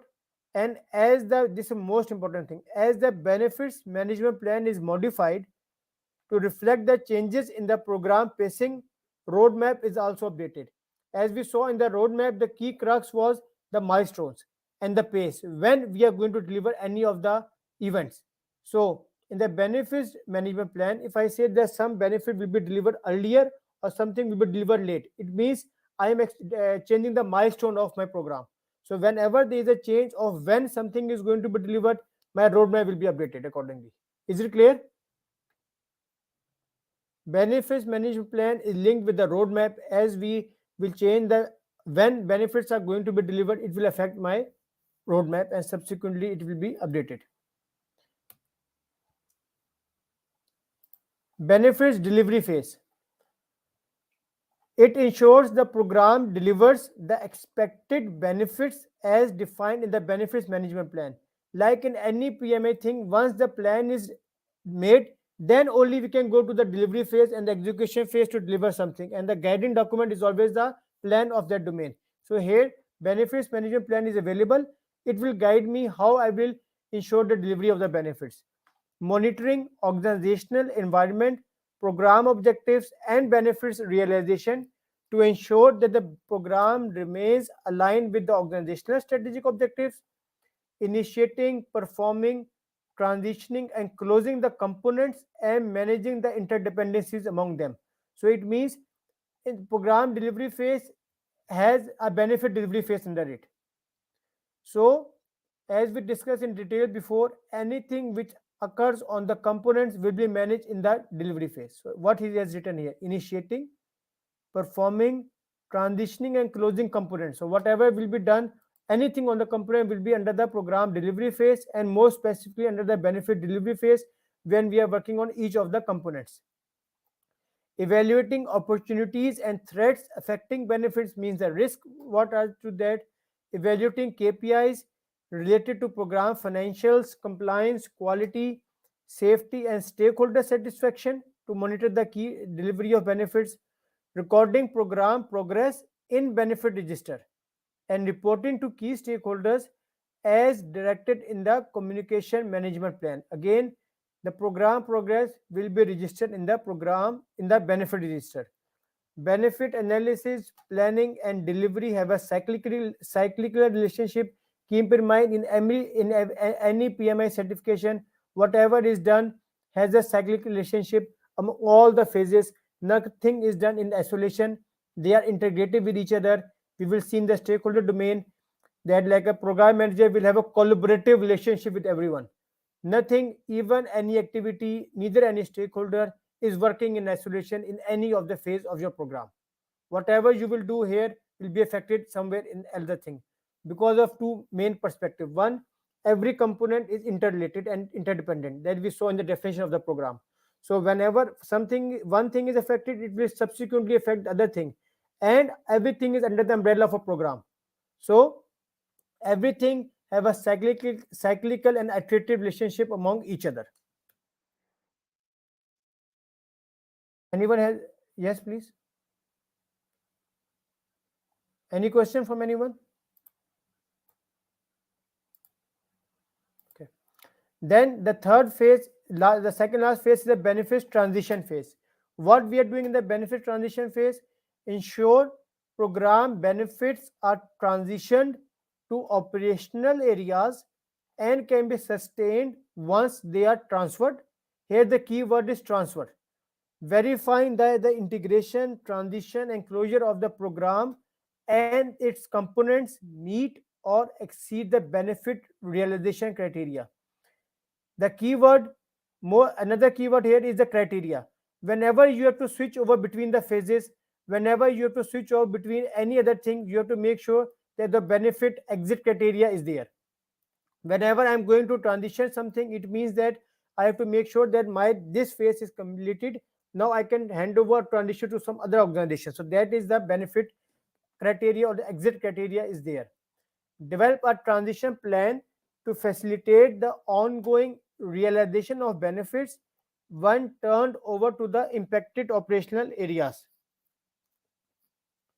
Stakeholders in the receiving organizations are identified and participate in the planning. Receiving organization or function is responsible for all preparation processes and activities within their domain to ensure that the product, service, or capability is received and incorporated in the domain. There may be multiple transitions even as individual program close. That's why we started the program transition phase even in the program delivery phase, because there can be multiple components, multiple deliveries. As soon as the one program component will deliver the benefit, we can start to transition it. A program may be terminated with no transition to operations, and the transition may be from one program to another program. And the last topic of this benefit domain is benefit sustainment phase. And what can someone told me, Jaya Prakash, can you tell me what is that important point in the benefit sustainment phase?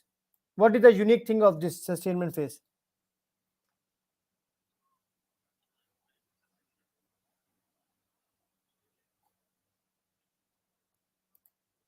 Yes. So it means that it will the whatever will be done after the yes, please.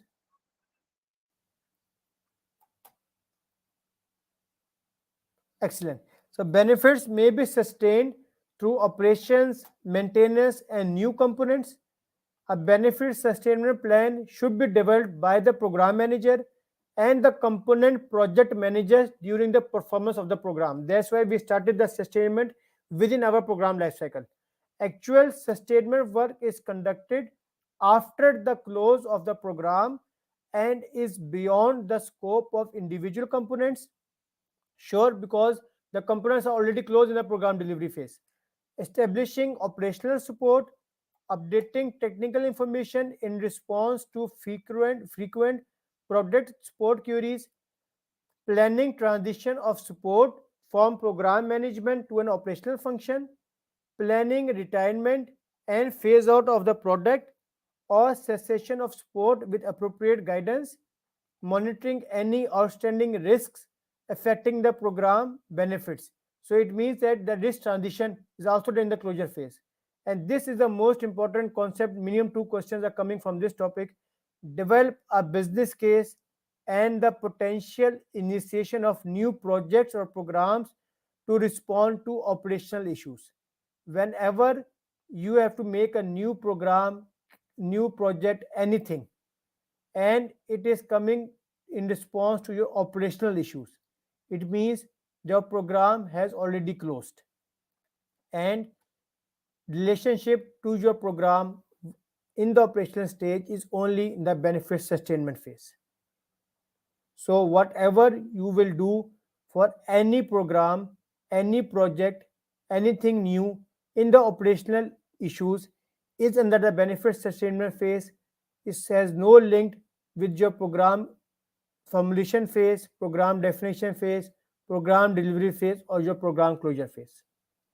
Don't get confused with the keyword of a business case that we are making in the program definition phase, because here he is talking about business case of new projects and new programs to respond to the operational issues. You already have crossed your program boundary and you are in the benefit sustainment phase. Is this concept clear to everyone? Jayaprakash, is it clear what I just said now? Yes, very good. So let's start with the questions of this domain.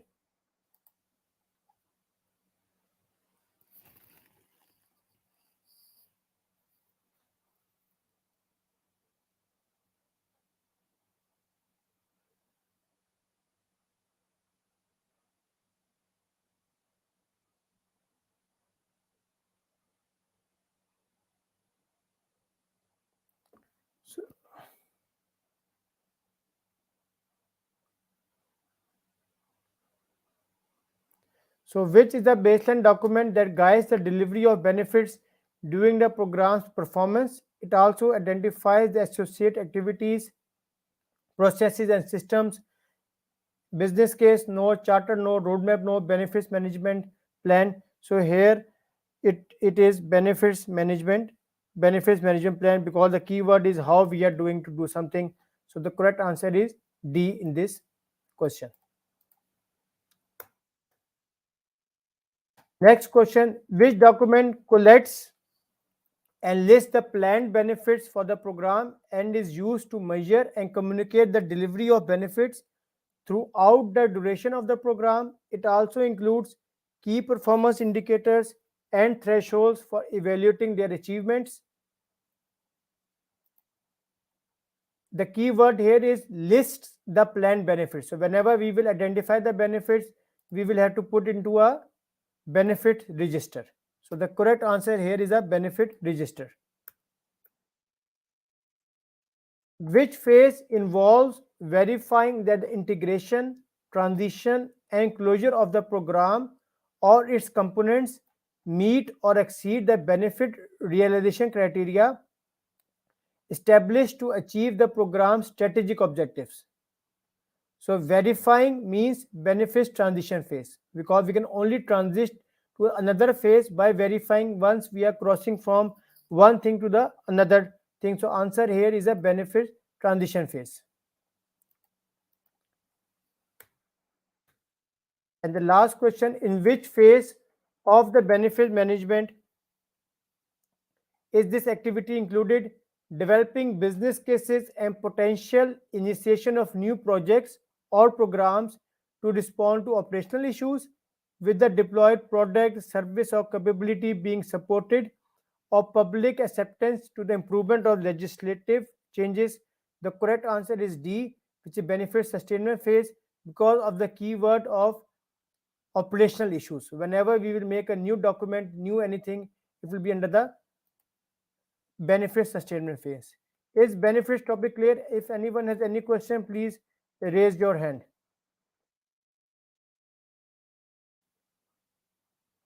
Amia, is it clear?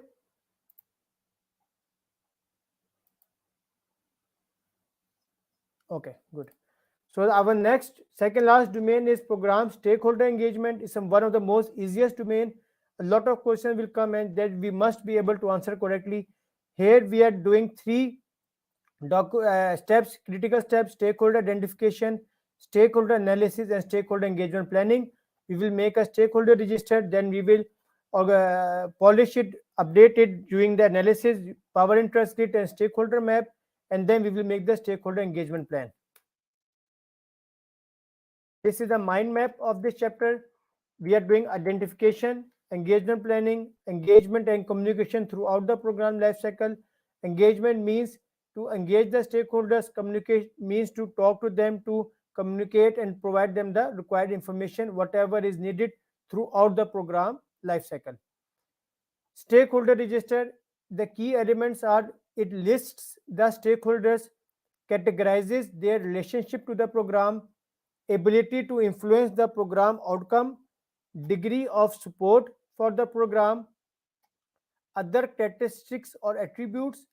Program team uses it for reporting, distributing program deliverables, and providing formal and informal communications. It contains politically and legally sensitive information, may have access and review restrictions placed on it, should be appropriately secured. It is a dynamic document. Program manager should prepare and update the register as required. So most important thing here is that the registers that we are making in PgMP are benefit register, risk register, and stakeholder register. Out of these three registers, all are dynamic documents, means they can be updated, referred to throughout the program lifecycle. They are the living documents. But stakeholder register is the only document which is not a public document because it contains sensitive information. Program manager has to secure it. It should not be accessible to everyone. Only the limited people will have the access on that.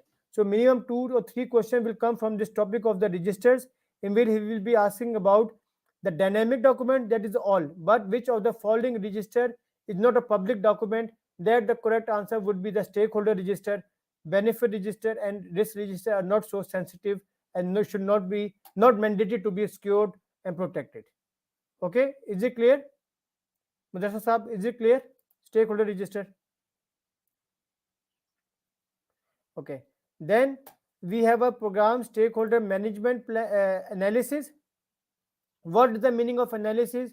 Then now we have a long list of stakeholders in the stakeholder register. Now I should know how I have to behave, how I have to interact with different type of stakeholders differently.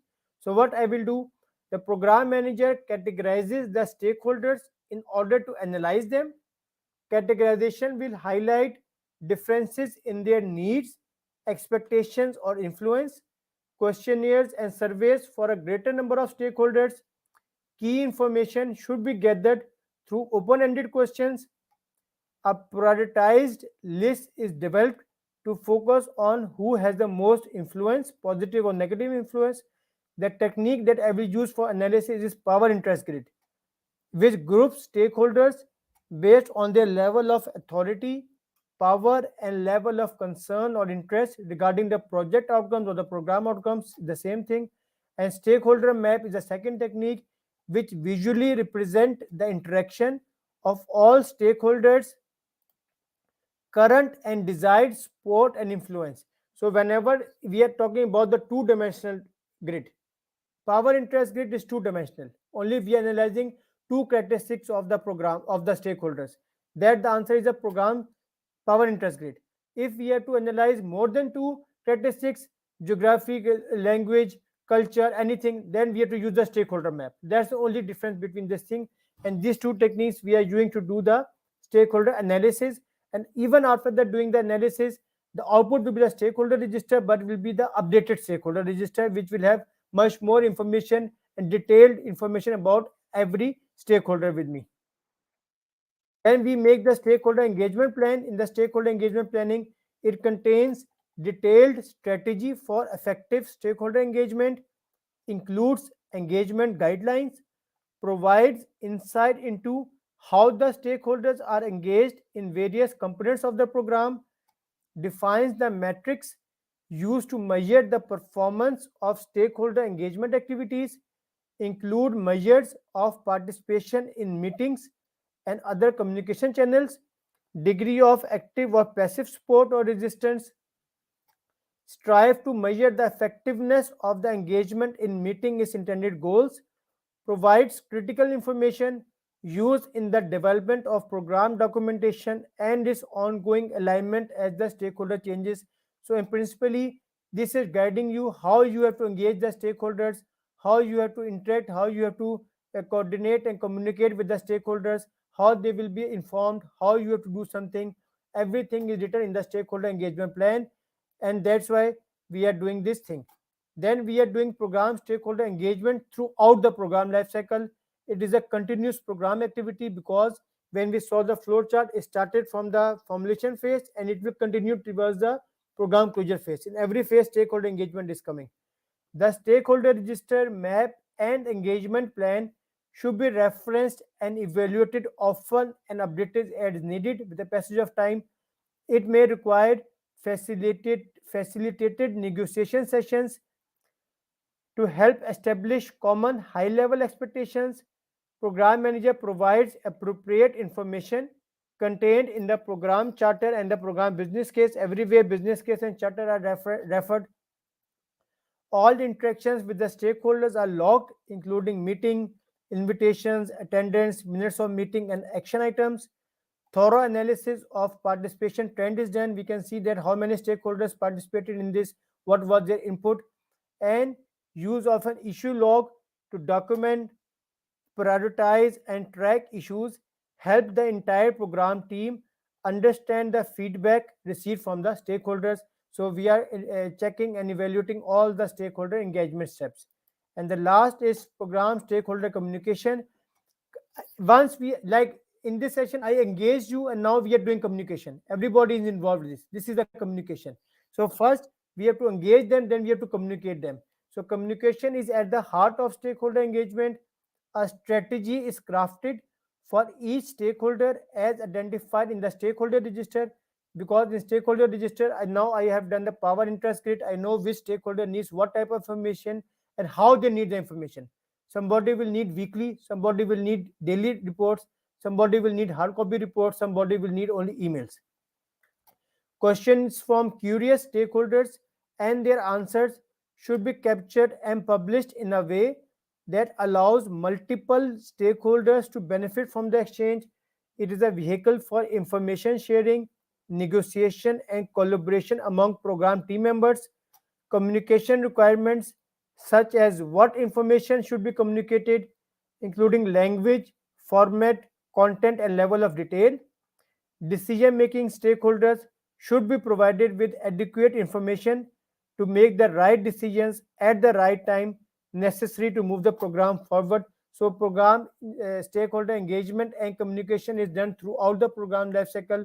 The purpose is to keep the stakeholders updated, to get their support, to get their buy-in, and to be engaged and continuously updating them throughout my program progress. Because the purpose why my program can be successful is only if all the stakeholders are updated, informed, and supportive of my program. If I will not communicate with them, they will not be supporting my program, and my program cannot be successful. Right? So please read this question. And Rajan, can you, if you help to read it, please?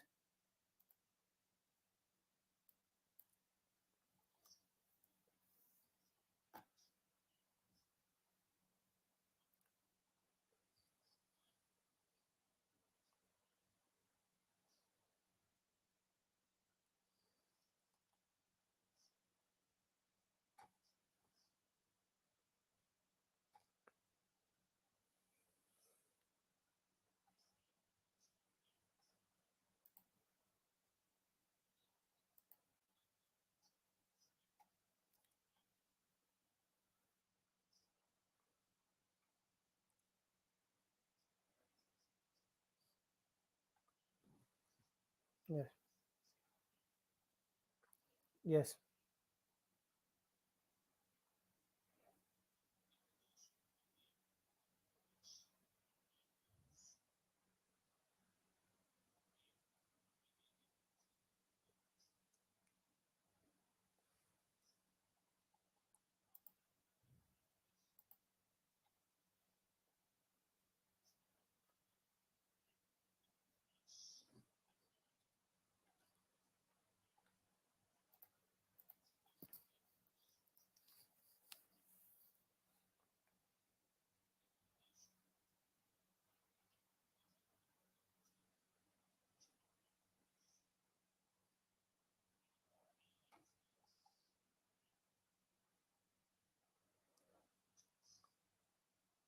A.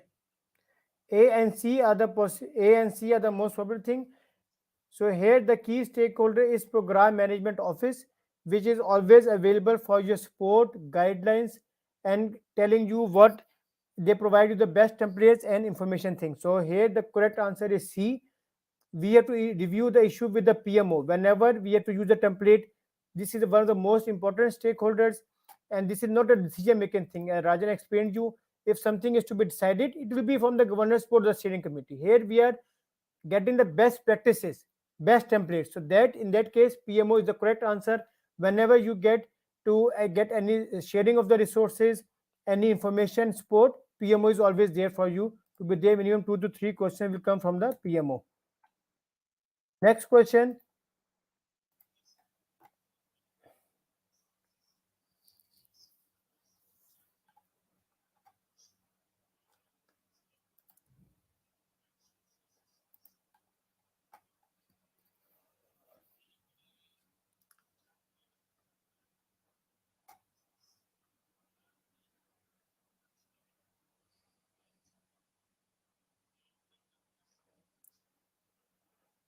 Hmm.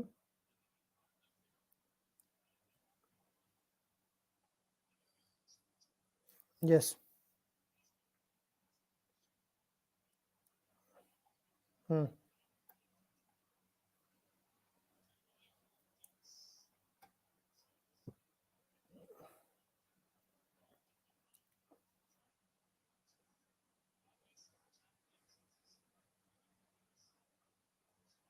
Yes, right. So accountability is with sponsor and responsibilities lie with the program manager to do all the work in the program lifecycle.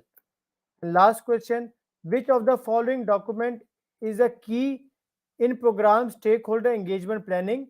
It contains the required details about the stakeholders that have been identified and analyzed. Jay Prakash, what would be the answer?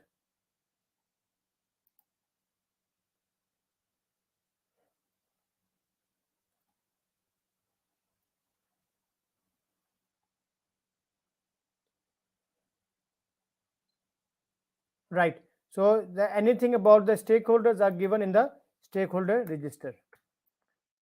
Who is responsible to manage the program level issues by identifying and selecting a course of action consistent with program scope, constraints, and objectives in order to achieve the program benefits? The key word is responsible to manage the issues. Responsibility lies with the program manager. So the correct answer is C, because if this is a decision making thing, it will be with the steering committee. If it is accountable level thing, it will be with the sponsor. If it is only responsibility things, it is directly with the program manager. Is this concept clear to everyone? Any question till now? Okay. Now the last domain is program governance. It's very simple. Here we are. Sorry. Here we are defining the first step is to define the governance practices and governance roles and governance design and implementation. Governance roles are the same. The key stakeholders we have already covered. In the governance practices, we will make a governance plan. So this is the mind map. In the program governance practices, we have governance plan, which have definition of roles and responsibilities, governance meetings, support and services, program governance, vision and mission, goals, program approval, endorsements, business case, success criteria, steering, monitoring and reporting, and then we will define the program governance plan. And under the program governance roles, we have sponsor who has accountability, steering committee, PMO, program manager, and the project manager. And throughout the program life cycle, we will make sure program governance and design is implemented and in place. So program governance plan describes the systems and methods to be used to monitor, manage, and support a given program. Describe responsibilities of specific roles for ensuring the timely and effective use of those systems. It may be modified as appropriate. As I said, any program can be updated. This is not a dynamic thing. Okay. So same is with every type of plan. Governance plan is also modified as appropriate. It describes the structure and composition of the group of governance participants, defines role and responsibility of key stakeholders, defines who will have accountability and authority concerning key decision making categories and responsibilities, who and how is always part of the plan. And we are talking about the accountability and authority, so that will be defined in the governance plan. It contains a schedule of anticipated program level governance meetings and key milestones, which are phase gate reviews, health checks, and required audits. Phase gate review is the most important thing that will come in the exam. Minimum 5 questions will come whenever we are switching over from one phase to another phase. We are closing the program definition phase, going to the program delivery phase. We will have a phase gate review. Get approval from the steering committee, go to the new phase. When I will have to close the program delivery phase, I have to get approval from the steering committee to make sure that all the components are closed, they have delivered their required benefits. Now I can go to the program closure phase. Health checks means during the whole life cycle, the steering committee and the program manager will look to see the progress of the program and make sure everything is going as per the plan. No decision will be made in the health check. Only you will monitor and look into that. Normally, when the phases are long, when there is a long distance between two phases, program delivery phase is getting long, definition phase is doing wrong, there is a lot of time span going on between the different phases. I have to do the health checks. For example, if I'm making a student, I give him one class today, in 1 week I make a class, so I cannot leave him open. Every day I'm doing the continuous follow-up. That is actually the health check. I ask you what is the progress, what is the update. This is actually the health check, but we are not making any phase gate review, we are not making any decision. In the next class, when you are done with this one chapter, we start another chapter. That is actually start of a new phase. So that is a phase gate review. That's the best example how we are moving forward. And without the continuous follow up, without the health checks, we cannot make sure that the program always remains on track during the whole program life cycle. Is this concept clear? Amia, is it clear? Phase gate review difference and health check difference. So whenever the question will say about making a decision, switching over between the phases, making a decision point, is a phase gate review. And never we will only look into that everything is going fine, looking at the progress of the program, that is a health check. It serves to influence the program management plan, defining the program's requirements for governance, interaction, and review. So we have a program management plan, and governance plan is part of the program management plan. It has dependencies, assumptions, and constraints, benefits, performance metrics and measurement, support services, stakeholder engagement, governance practices, authority for program decision making is established. Here we will make a define the program governance board. It will give the authority to the program manager. For example, if in the cost terms of a budget, we can say the program manager has the right to approve anything above $1,000. This is the power authority given to the program manager. Anything which is above the $1,000 has to be escalated to the program steering committee. So whatever is the authority we will give to our key stakeholders will be defined in the program governance plan. Jayaprakash, is it clear? Governance is clear till now? Okay. Then we have program governance roles. In accordance with the program charter, program manager assumes the responsibility and accountability for effectively managing the programs. So the key governance roles are sponsor, who has accountability, steering committee, which has the decision making authority, PMO, always available to support you, to guide you, to provide you the templates. Program manager is responsible to make sure everything goes fine in the whole program life cycle. And at the end, you have a project manager, which is at the component level. And the last thing is that governance design and implementation throughout the program life cycle. Governance begins with the identification of governance participants and the establishment of governance practices. Sponsor organization seeks to implement governance practices that enable the organization to monitor the program support of the organizational strategy. Then we have legislative environment to look into that. Interaction is performed by elements of corporate governance on behalf of the program. Decision making hierarchy, a highly regarded, successful, and experienced program manager and the team are given greater powers. Same like in your program, when it's a multi-million dollar project, you will add the senior person or project managers to that. And everything should be aligned with portfolio and organizational governance. The need for alignment with the organizational governance is greatest in the program definition stage, as the program governance and the program itself are being formulated. So in the beginning, we have to make sure everything is aligned with the organization level thing, and we need a highest degree of control in the beginning. Same in your, like you discussed, different stages of team formation. In the beginning, you have to make sure everything is going on thing. You have to make a lot of governance, lot of control, lot of monitoring throughout the program life cycle also, but it is more in the program formulation phase. So this covers your complete program governance topic, and only we will solve two questions and then we close.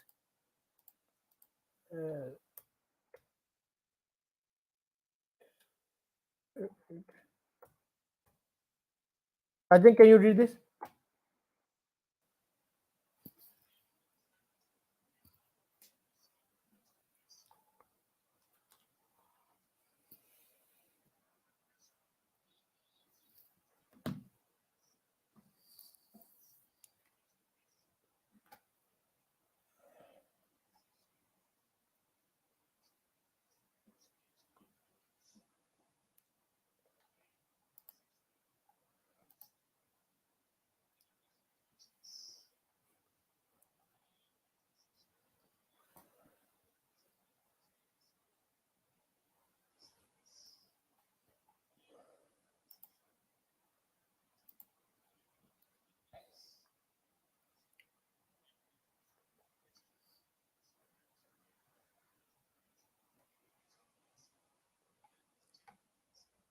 Hmm.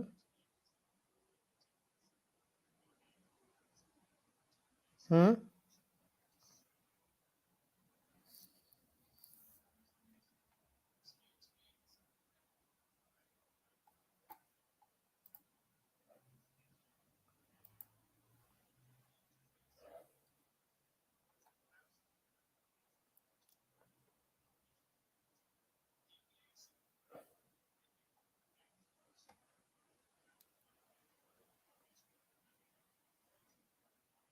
Hmm.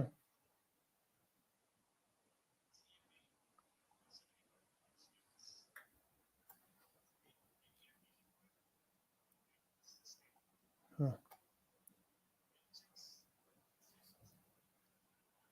Yes.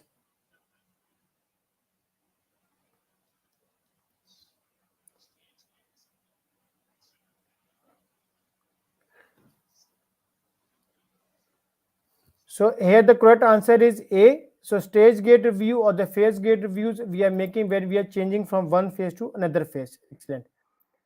During the monthly progress meeting, governance board ensures that the program is performing well and is on track to achieve the expected program benefits within the above context. Which of the following is the best tool used by the governance board?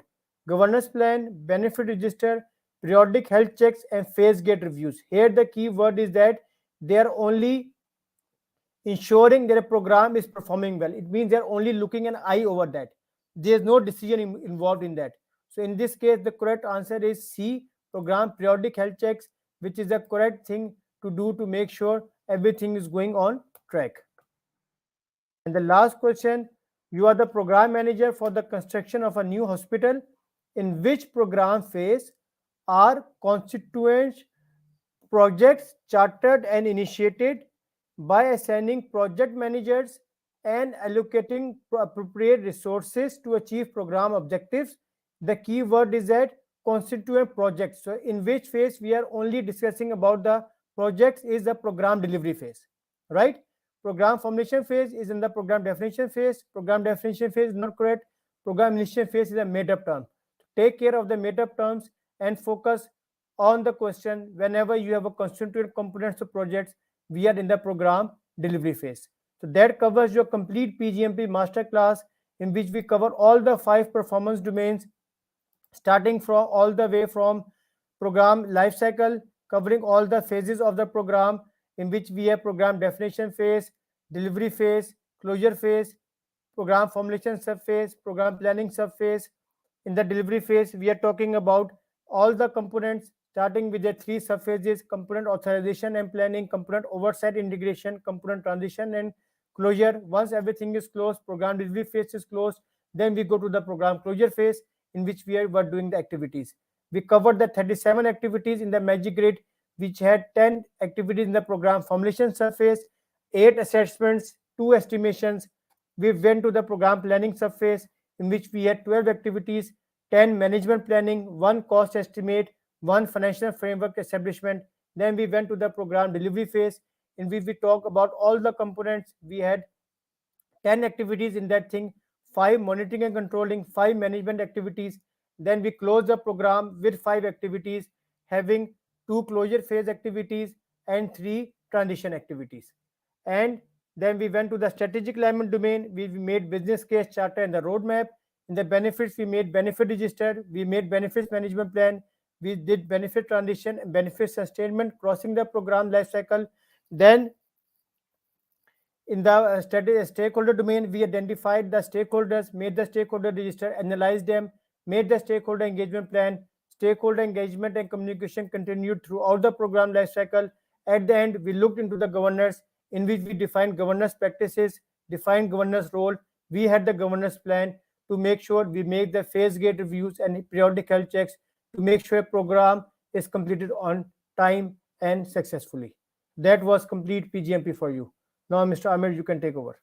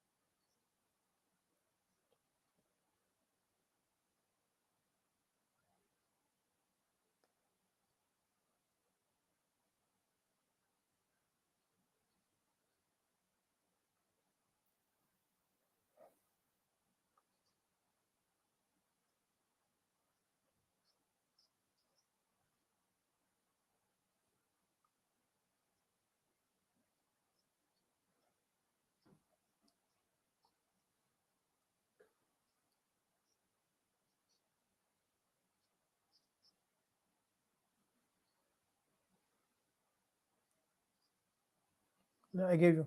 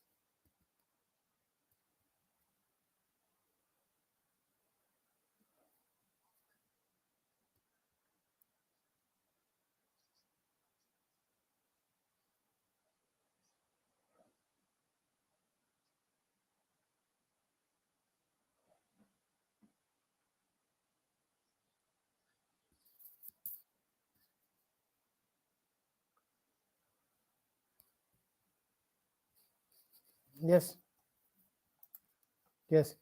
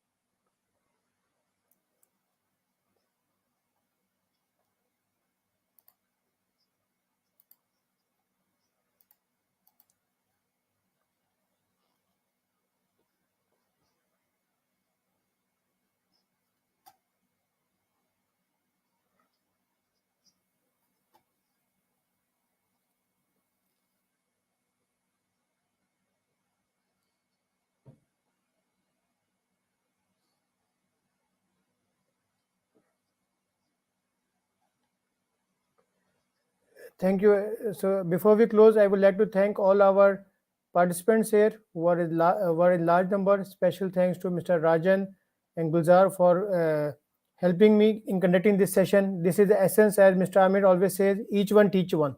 So thank you very much, Rajan, to be with us, supporting, providing your valuable feedback. Mr. Gulzar, thank you very much. And also best wishes to our upcoming very soon program managers. We have Mudassar, Amia, Jay Prakash.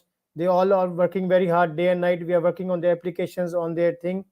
And thank you very much for attending it. For this 3 hours PDUs, you will be getting from Mr. Amir. He will share you the certificate or the link which you can use on your PMI website to renew any of your certification. If somebody is a PGMPs, they will use this code for getting 3 PDUs for PGMP. And if you book for PGMP, automatically it will go to PMP also.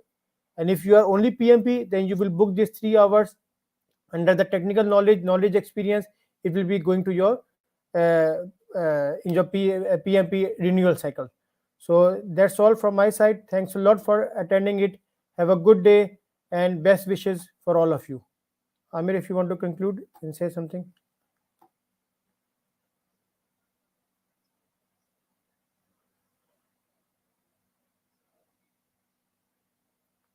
Thank you very much. Thank you. Bye.